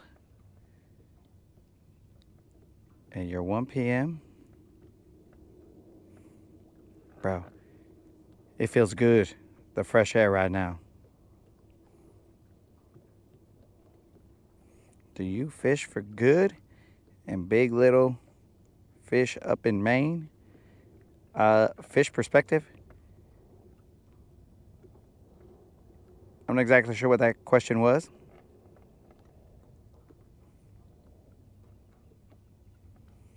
James, we've only caught one today, bro. But it was a 4-pounder. It was 4 pounds, 6 ounces. So, I mean, if that's going to be the one that you've caught, then that's a good one.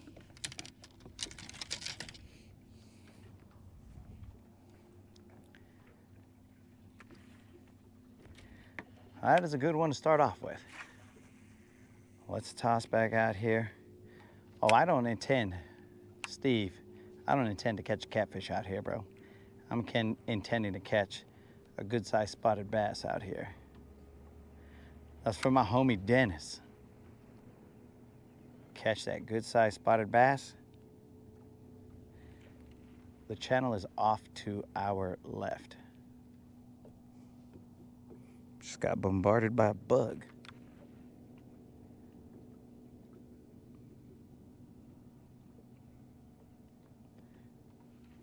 I am gonna cast towards that island back there.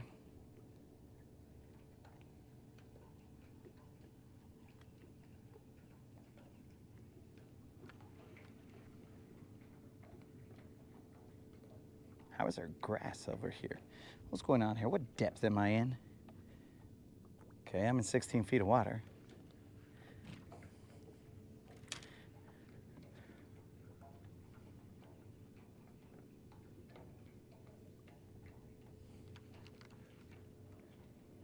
One of their trot lines cruised right next to me.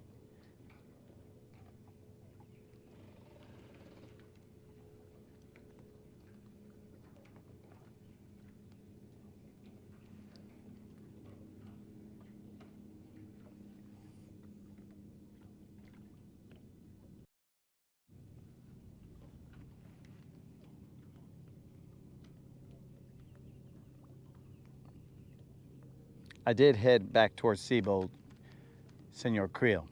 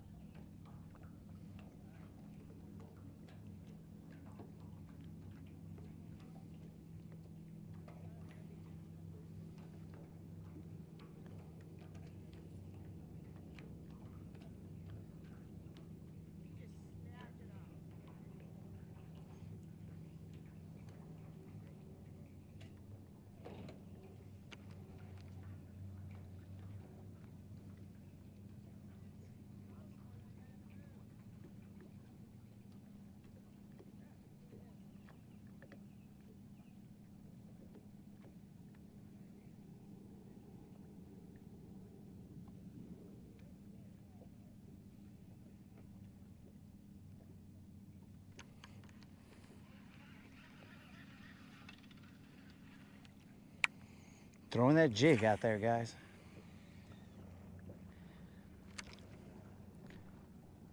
I might have to switch to a bigger shaky head.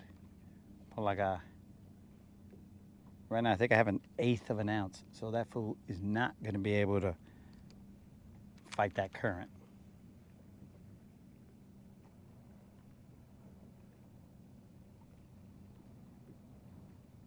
That current will have its way with him.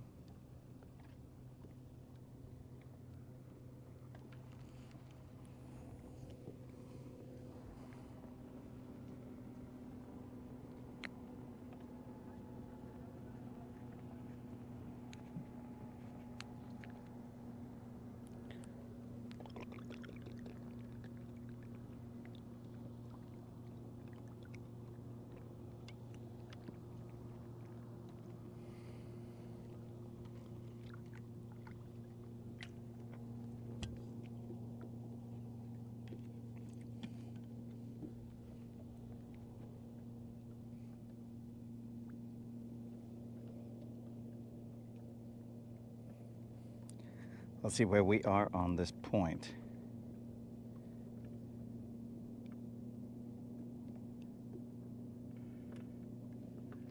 I might move a little bit closer to this buoy.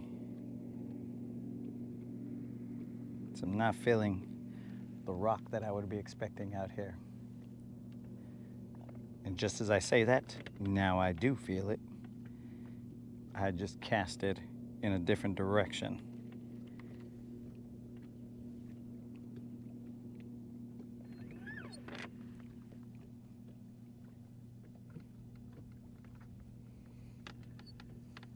There's not a lot of eelgrass here, guys, so I can throw a deeper diving crankbait or other moving baits. But I bet you, as soon as I said that, eelgrass was all like, oh yeah? Hold my roots. And then eelgrass just started to let itself. I should have probably gone with hold my sand. And then, let's see if I've hooked into this guy correctly. Oh, yeah. Oh, dudes. It was the tiniest fish. Definitely the tiniest fish. And I hooked him, but he wasn't hooked good enough. He went flying.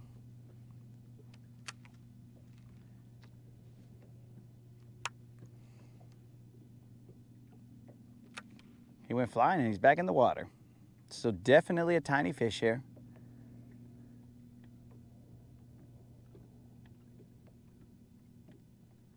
That freaking fool.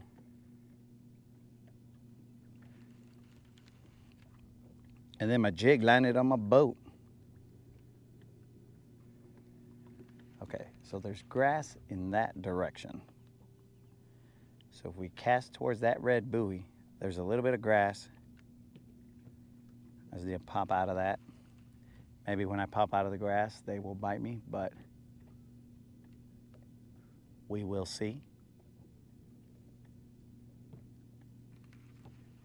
It was the tiniest of fish, guys. Like, he was a tiny dude.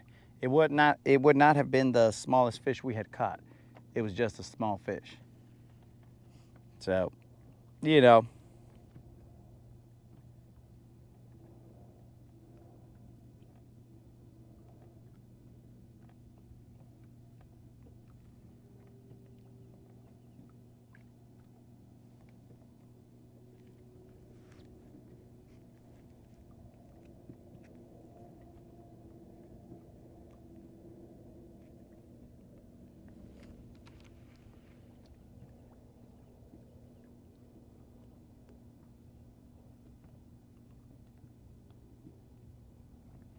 I'm just like barely stepping him down this area right here, guys. He is barely moving.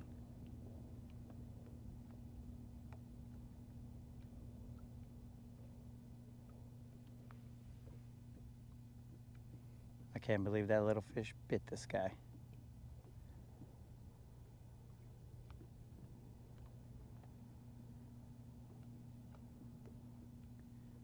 But that's just a display of bravery. I'm not delirious. I was gonna say example and display, and I chose explain. Somebody explain that.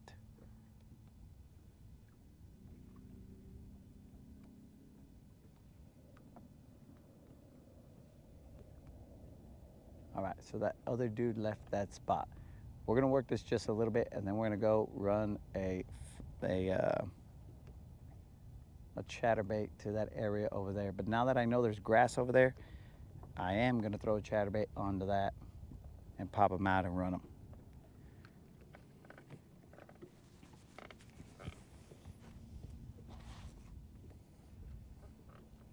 Get some moving action.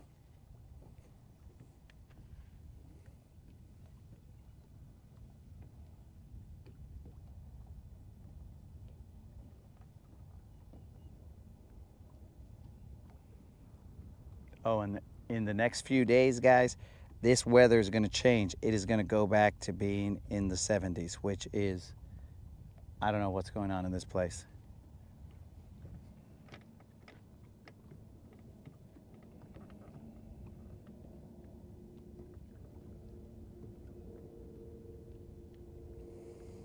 So I'm gonna look to see what size. I'll toss this shaky head out there, and I'm gonna see if the current's not too crazy. It is I think this is an 1/8 of an ounce shaky head. I'm gonna see if that can get down there and do some things. Might not.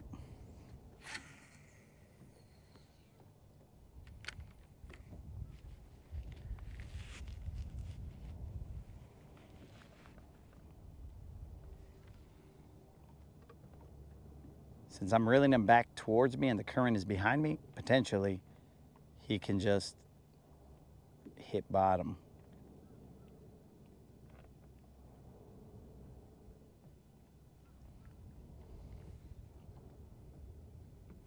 Rather than casting in perpendicular, I know if I was casting in perpendicular, this fool would be over there somewhere by the time I reeled him in. So that's not what I want. But with the current right behind us, then now I can pop him out the grass and then just let him drop back down and stair step him down this area right here. Bros, I am loving this cloud situation here. I was expecting no clouds and very little wind. This stuff said it was going to be a feels like friggin' 95. That might have been where I was at. We're a little closer to Scottsboro than Guntersville.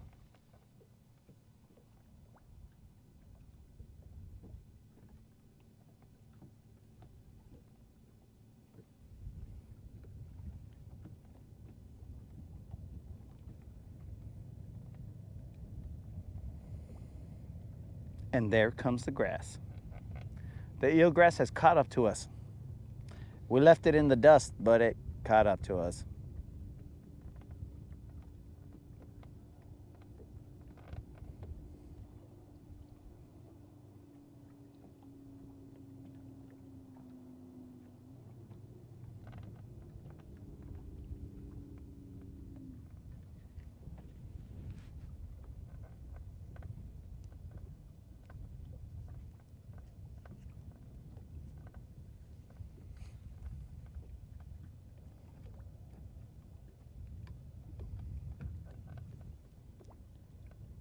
What was that?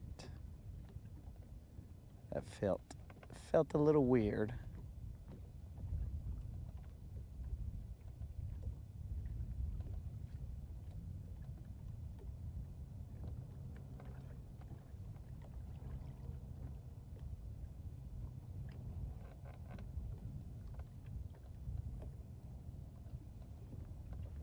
Could have just been grass floating and causing the issue.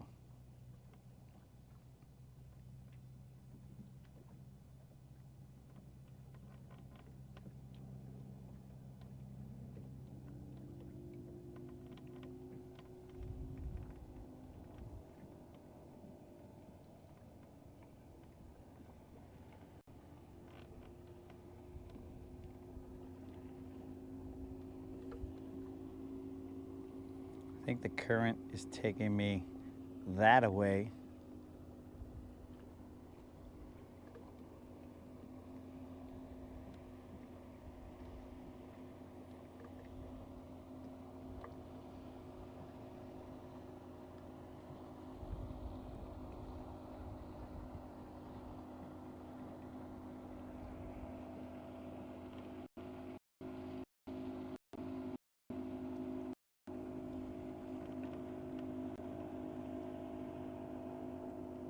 Come on, suckers. I know you can see it.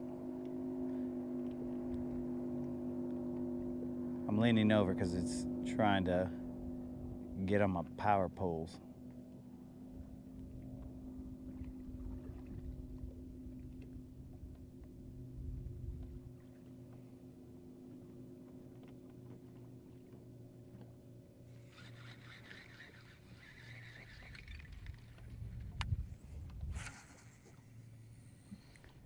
Casting a little to the right of that area that I was at. these fools don't bite here, we'll move. What time is it? It's 12:40. Psh, plenty of time, dog. Plenty of time.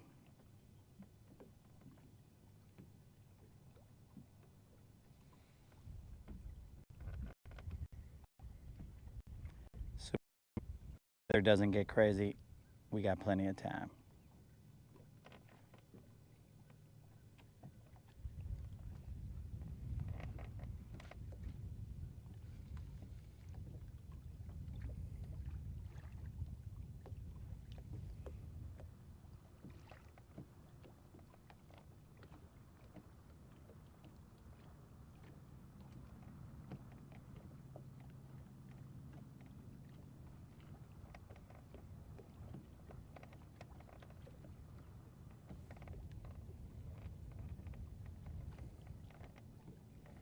Come on, fools.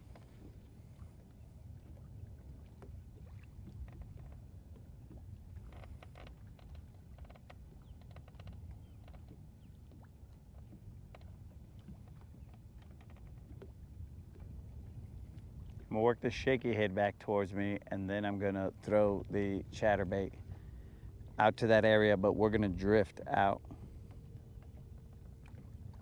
and work that flat all the way to that area where that island is.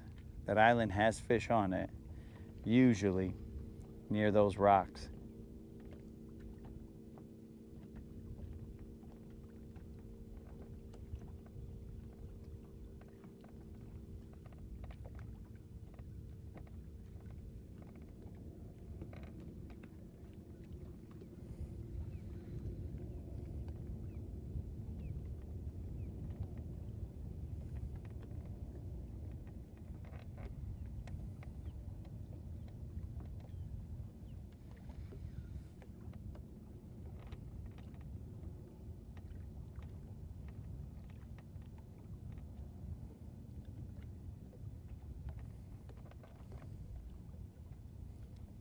Definitely the shaky head is moving off to the side.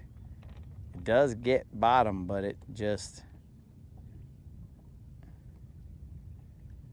gets to the bottom. It just doesn't go in the angle that I want it to.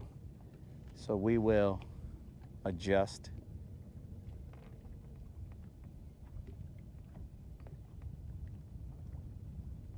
It's just being dumb, bro. Come on, shaky head, you gotta cooperate.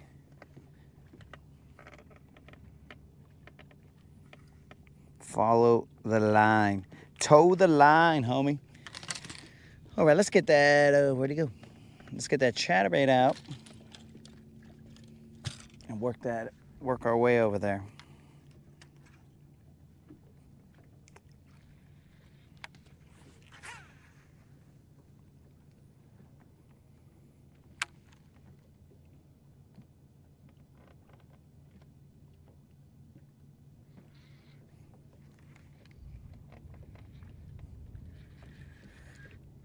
Is that grass? It's gotta be grass. Is that grass? It's gotta be grass. Oh no, that's a fish.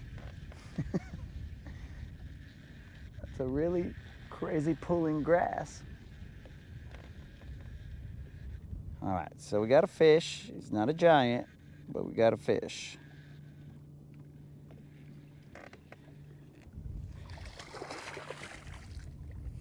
It's a fish. That's activity. It's life. Let's have a waterside chat. Again, not a giant. Oh, I forgot. We gotta see about some tags here, bros. Get your little butt in here, bro. You ain't a giant. Quit acting crazy. All right, we got a fish, homies. Switched over to the chatterbait when we felt that grass out there. Well, after a little while, felt some grass out there and switched over to the chatterbait. That was some unexpected grass in that area.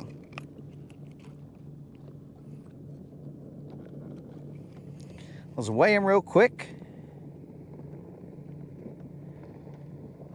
And the weight is in. Ooh, try to rack me. It's gonna be a little hard for you guys to tell the size of that fish right there since we're so close. But there's one. There's one off of Don's chatterbait. Let's cast back out there.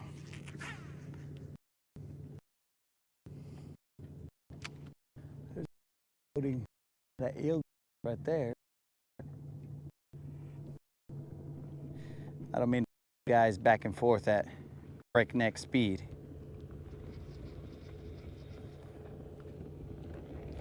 Ooh, something decent hit that.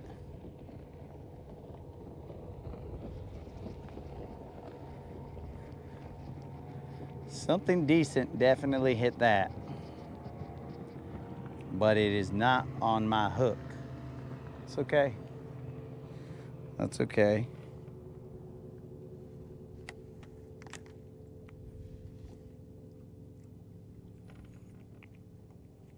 Let's put a little bit of thump jet on this.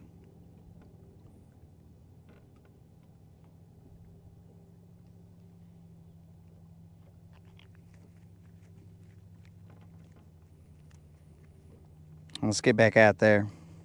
I might even go to the back of the boat so that I can cast a little further into that grass.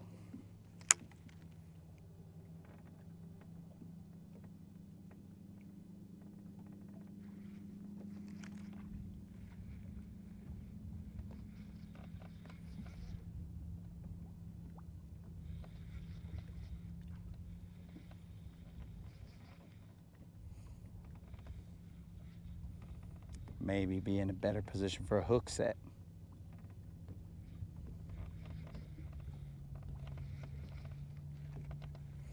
Instead of right on the edge of the boat.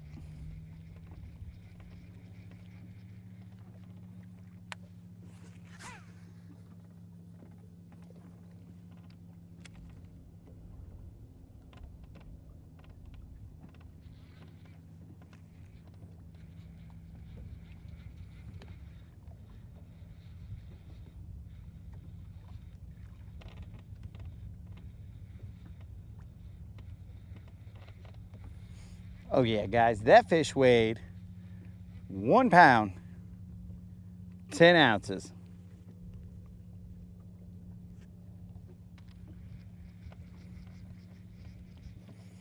Colin remains the only one awake at this moment.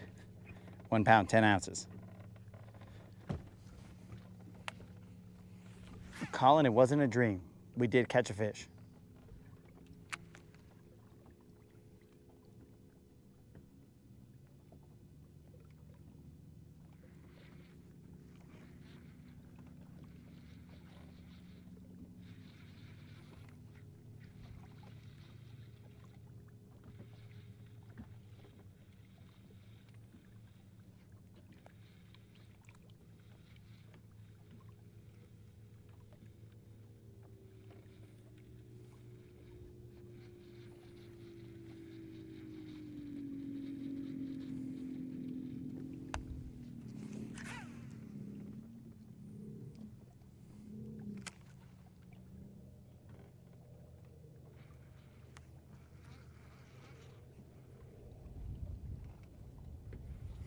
The boat is creating a little division between the eelgrass.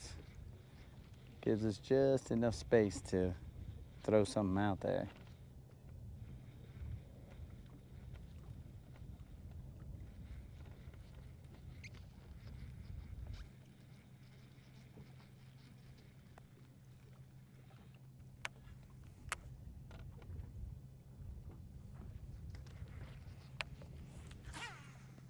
Oh, that freaking eelgrass.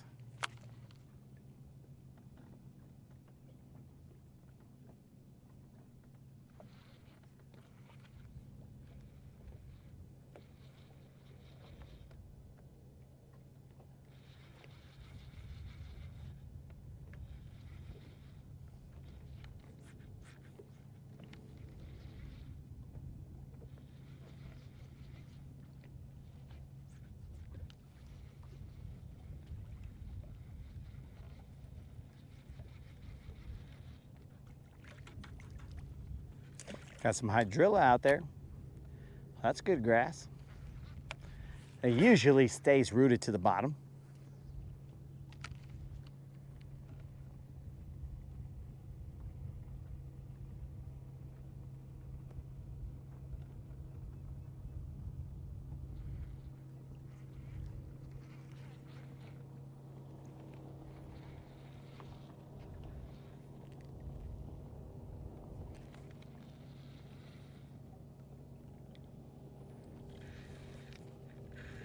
It's grass.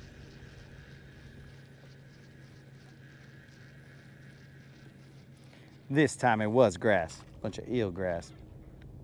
Oh, not even eelgrass, some other kind of stringy grass, but I don't know the name of it.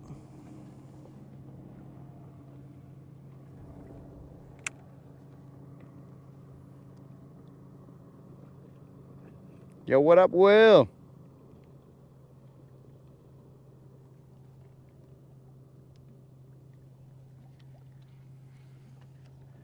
Dennis, I thought I'd get a spotted bass here for you.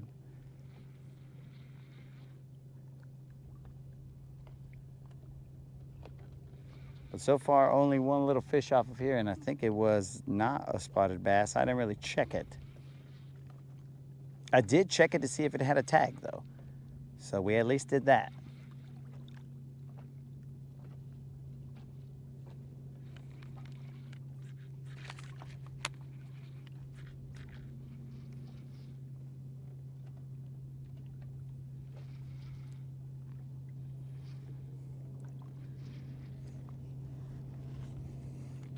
That reminds me, guys, if I catch a tagged fish while we are live, which is the only way that I'd be able to catch them, because usually if I'm fishing, I'm live. But if I catch a tagged fish while I am live, I will be giving away a $100 Bass Pro Shop or Tackle Warehouse gift card in a random drawing to the people watching on the live. We will have our regular word phrase that pays. That will be the one that you guys have to type into the comments.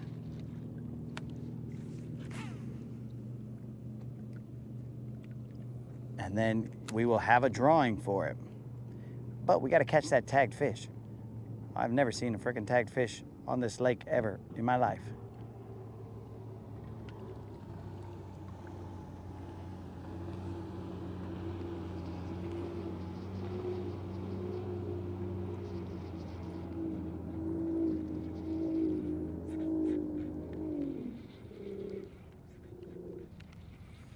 Got too much eelgrass.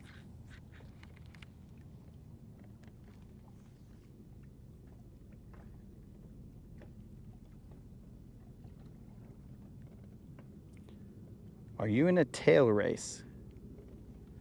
Huh? What's a tail race, Dennis?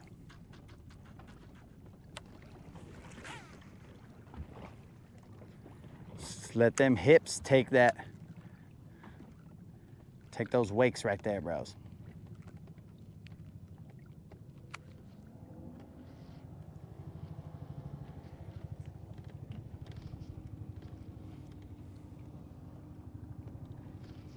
Chinook out there.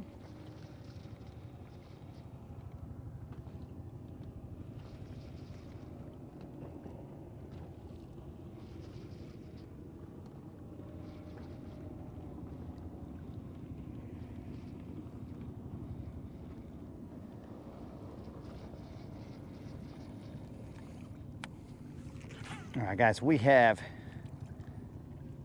sent out our last cast here. We're gonna slowly drift down this flat. There should be some fish on it. I just expected more of them to be posted up here on the point.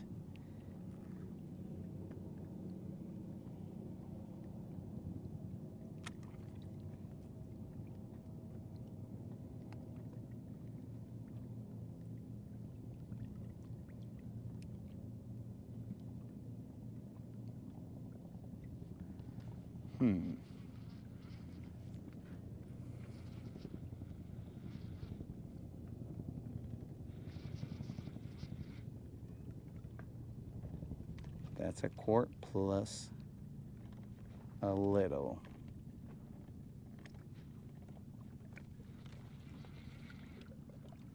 Moderator, 1 quart, as we already have 1 quart, so that should be good. I'm assuming you're listening, moderator. You might not be. Who knows? Yo, later, Krill. Oh, near the dam. Oh, negative. We are not near the dam.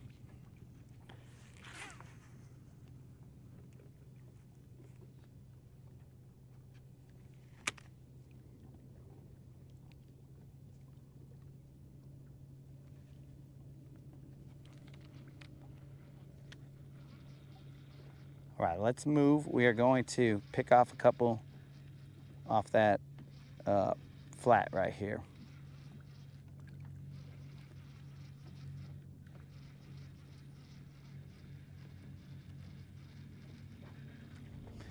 Let's cruise.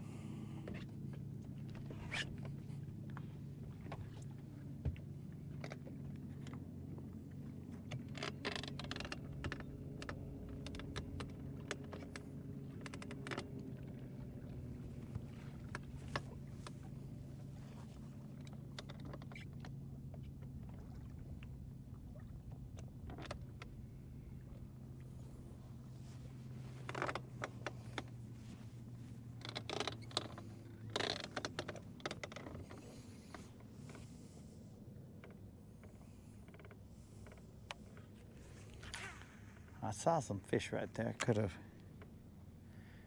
Whatever. Woulda, coulda, shoulda. We're moving.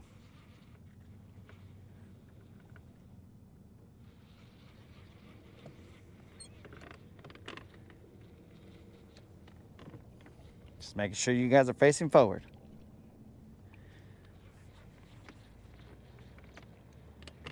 We're gonna cruise down this flat right here. I am in 12 feet of water.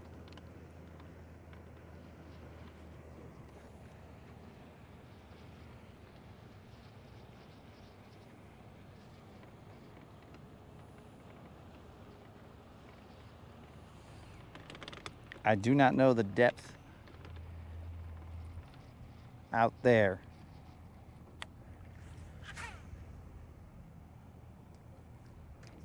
I just assume it's less than 12 feet. I don't know for a fact. The line is slack, and then we will work it back. Moderator, did you hear me? Okay, she did.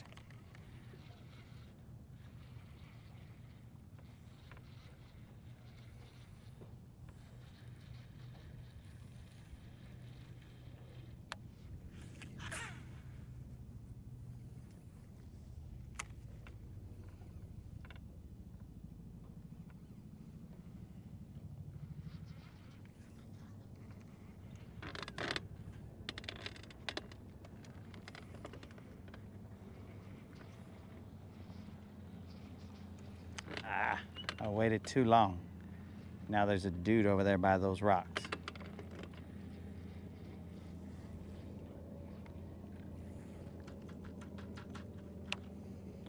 This flat might only be 10 feet.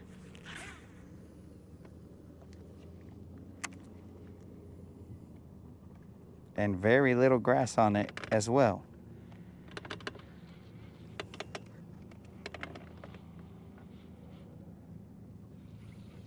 I know what's going on in these places.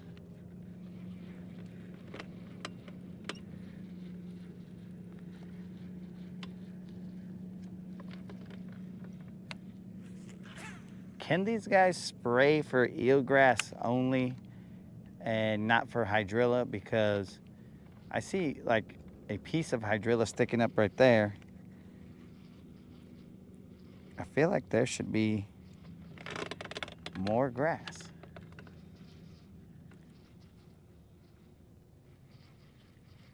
Maybe my memory is incorrect and there isn't that much grass. But I remember there being more grass.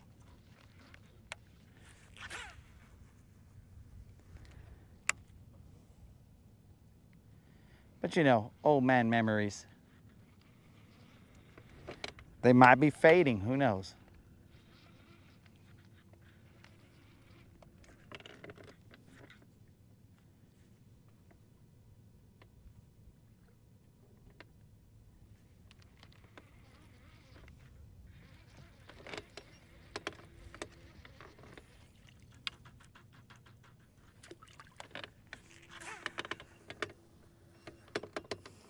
Seven feet.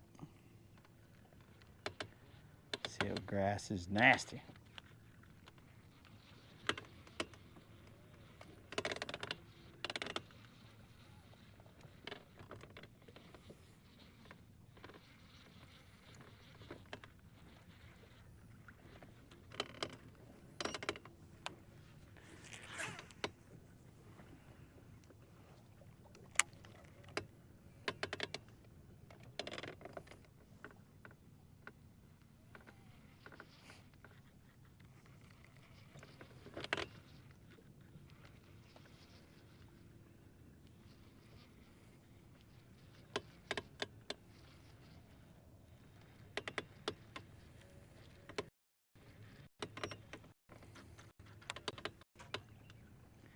We're gonna cruise down to those rocks. I'm here to this area, hoping that I can find something there, but based on the way the grass looks, bro, it's gross. This is not what I signed up for. This was supposed to be a totally different area.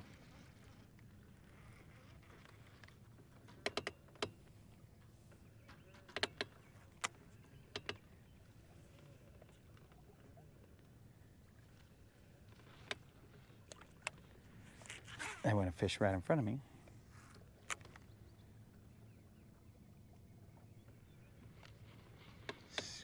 Excuse me. And now there's eelgrass all over the place. That's eelgrass or some type of grass.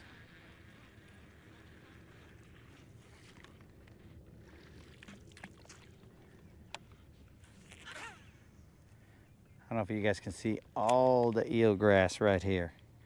It's just everywhere. I don't think I can fish this.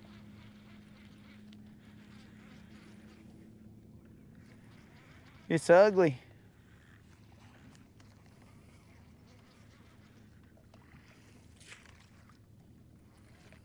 Colin, you better not say topwater, because that is a lot of eelgrass. I'm gonna see if it hasn't pushed up against that rock area, because it is covering everything here. It's even covering my rod tip.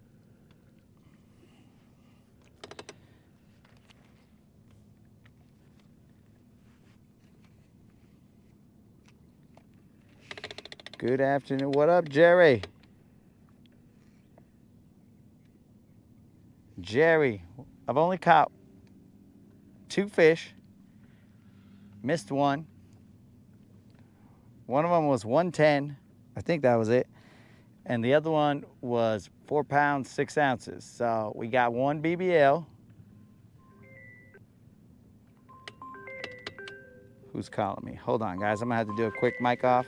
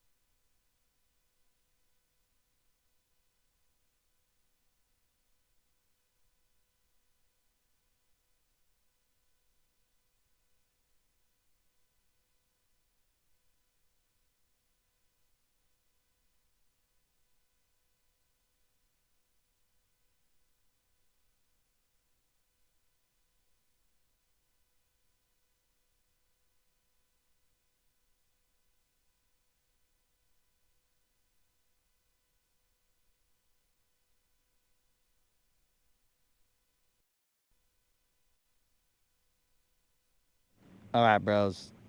I don't know what that was. I'm on some list somewhere. I asked them to take me off a list. And they didn't even verify they were taking me off the list. They just hung up on me. She seemed nice. Then when I said, yo, whatever list I'm on, can you take me off that list? And then she hung up.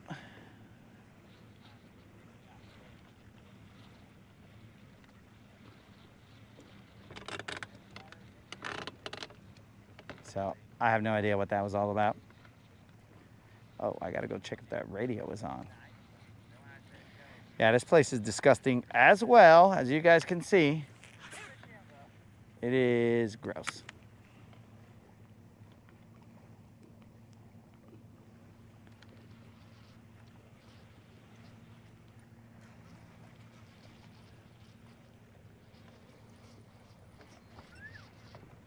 Okay, so this place has a lot of eelgrass. We're gonna have to go find somewhere that is not matted up with eelgrass. That is causing an issue for us for sure.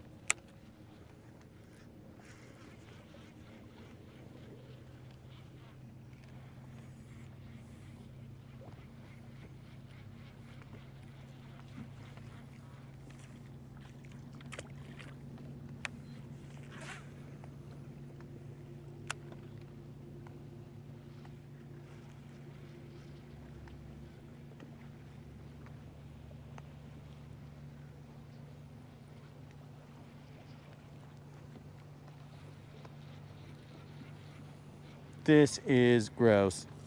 We're out of here, guys. Every cast has eelgrass. Now I know why that guy didn't stay here too long. We're gonna go to the other side of the channel where it's probably less filled with eelgrass.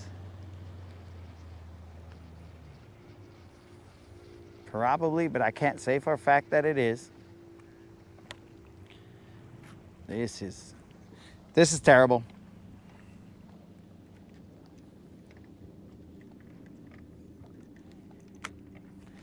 Let's move.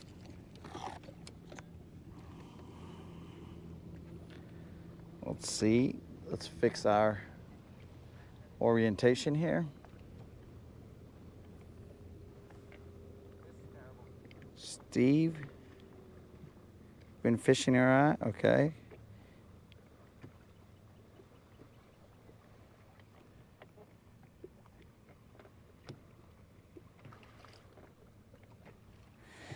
Okay, we got to get out of here, guys.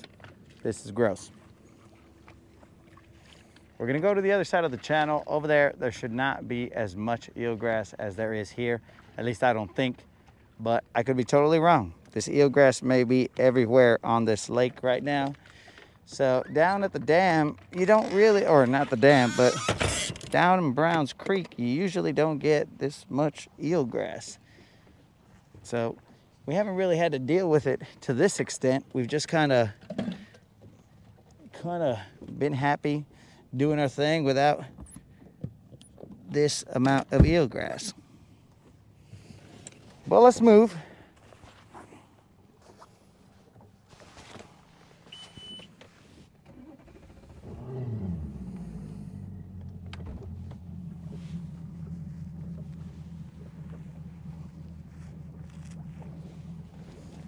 Let us move, no problem. No problem. A little adjustment can't fix.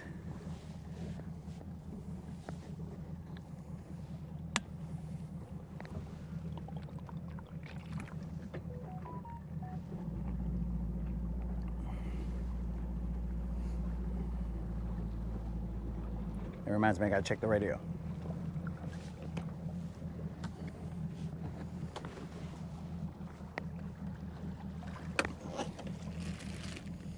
The radio's not on, so I don't know what that was Bluetooth to.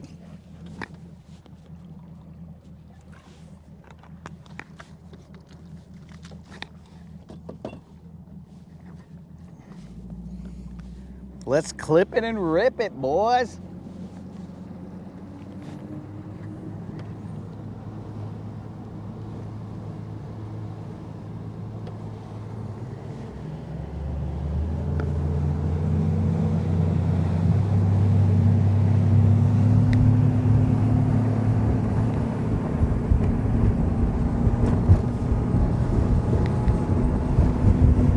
Gotta watch out for flying eelgrass, bros.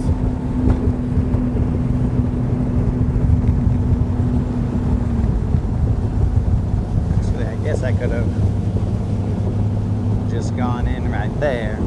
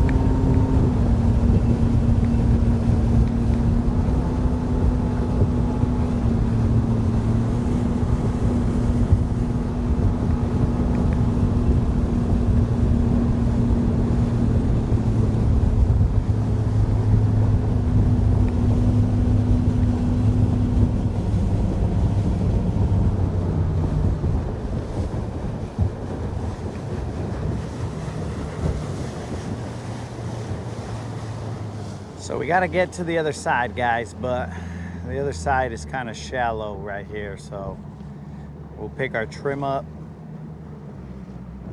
These are like areas where you probably couldn't get through if the grass was growing right.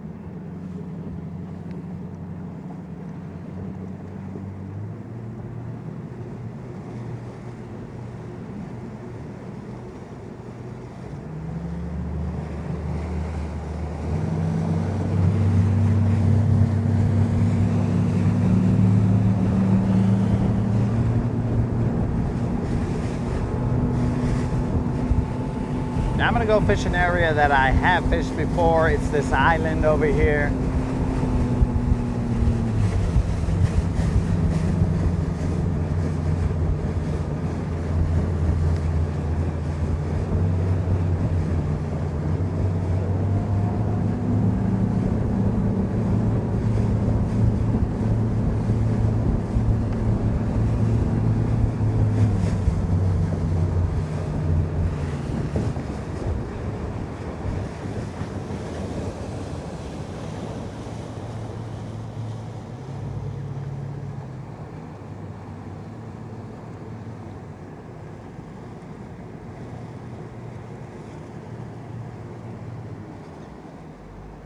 How to get hot on this side of the channel? That don't make no sense, but it's a little hot on this side. What happened?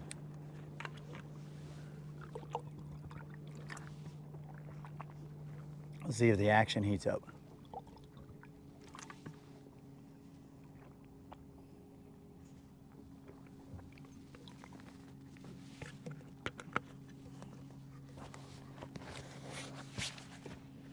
For those of you keeping track, that is the second quart of water. For those of you not keeping track, shame on you, I could die out here. I'm gonna do a mic off moment real quick, guys.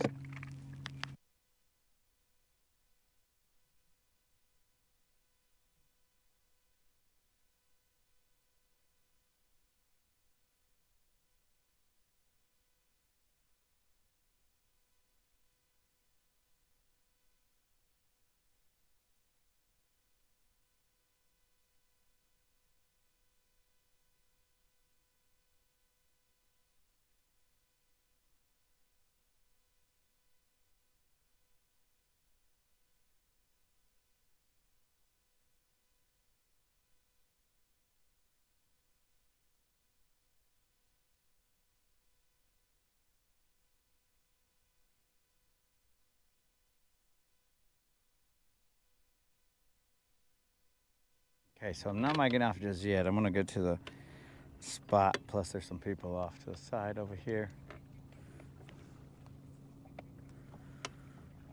I've just tricked my body into thinking it was gonna get a mic off.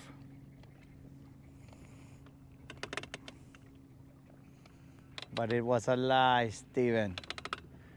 A lie.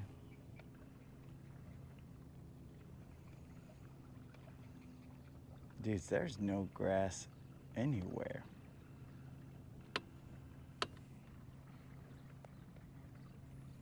It's very interesting.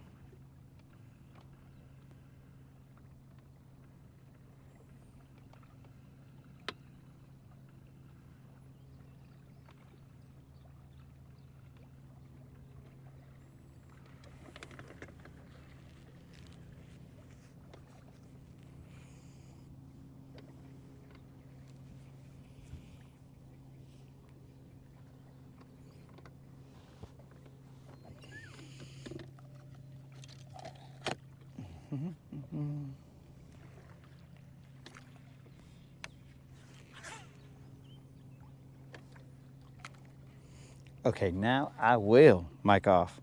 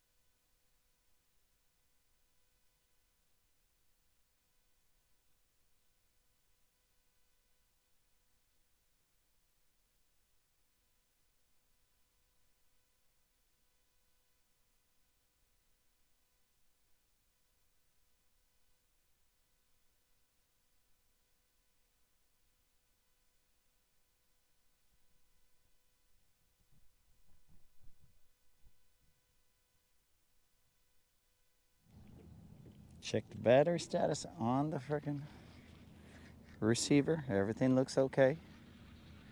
All right, guys, we are casting over here to this little, let's call it a saddle. This island comes out. There's a little saddle that comes up there, and then it'll come up a little shallower over there.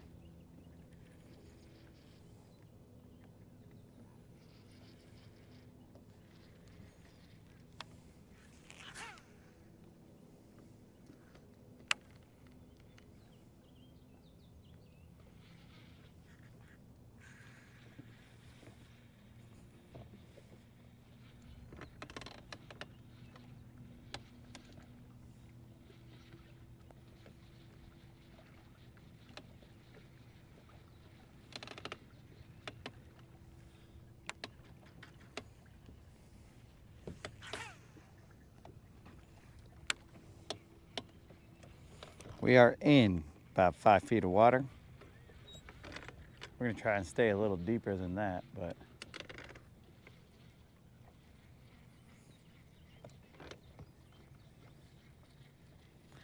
the watercolor is stained.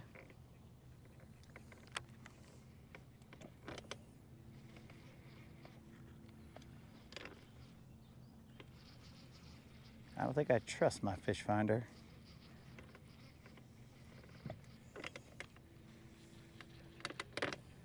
The depth lines, they seem to be a little bit off.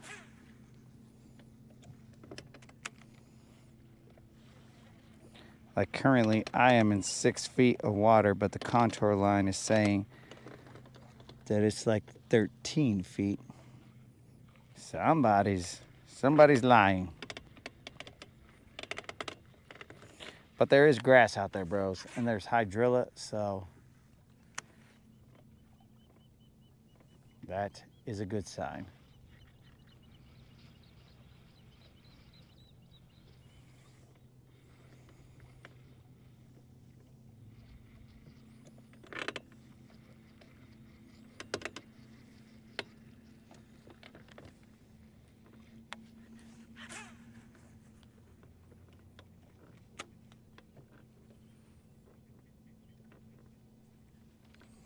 Rude, you missed a BBL already, dog, but there's only one.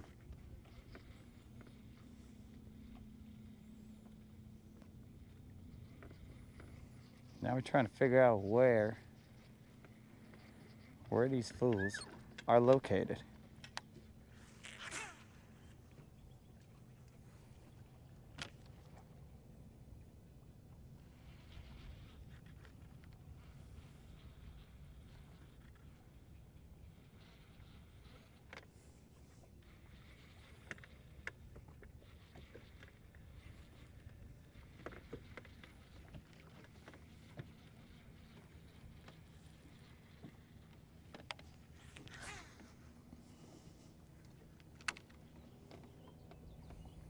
There's no eelgrass here, so Colin, guess what I'm gonna do?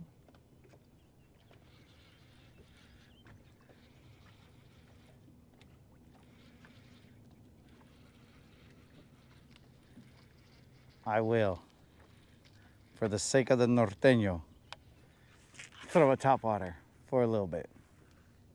Not a lot of bit, but a little bit.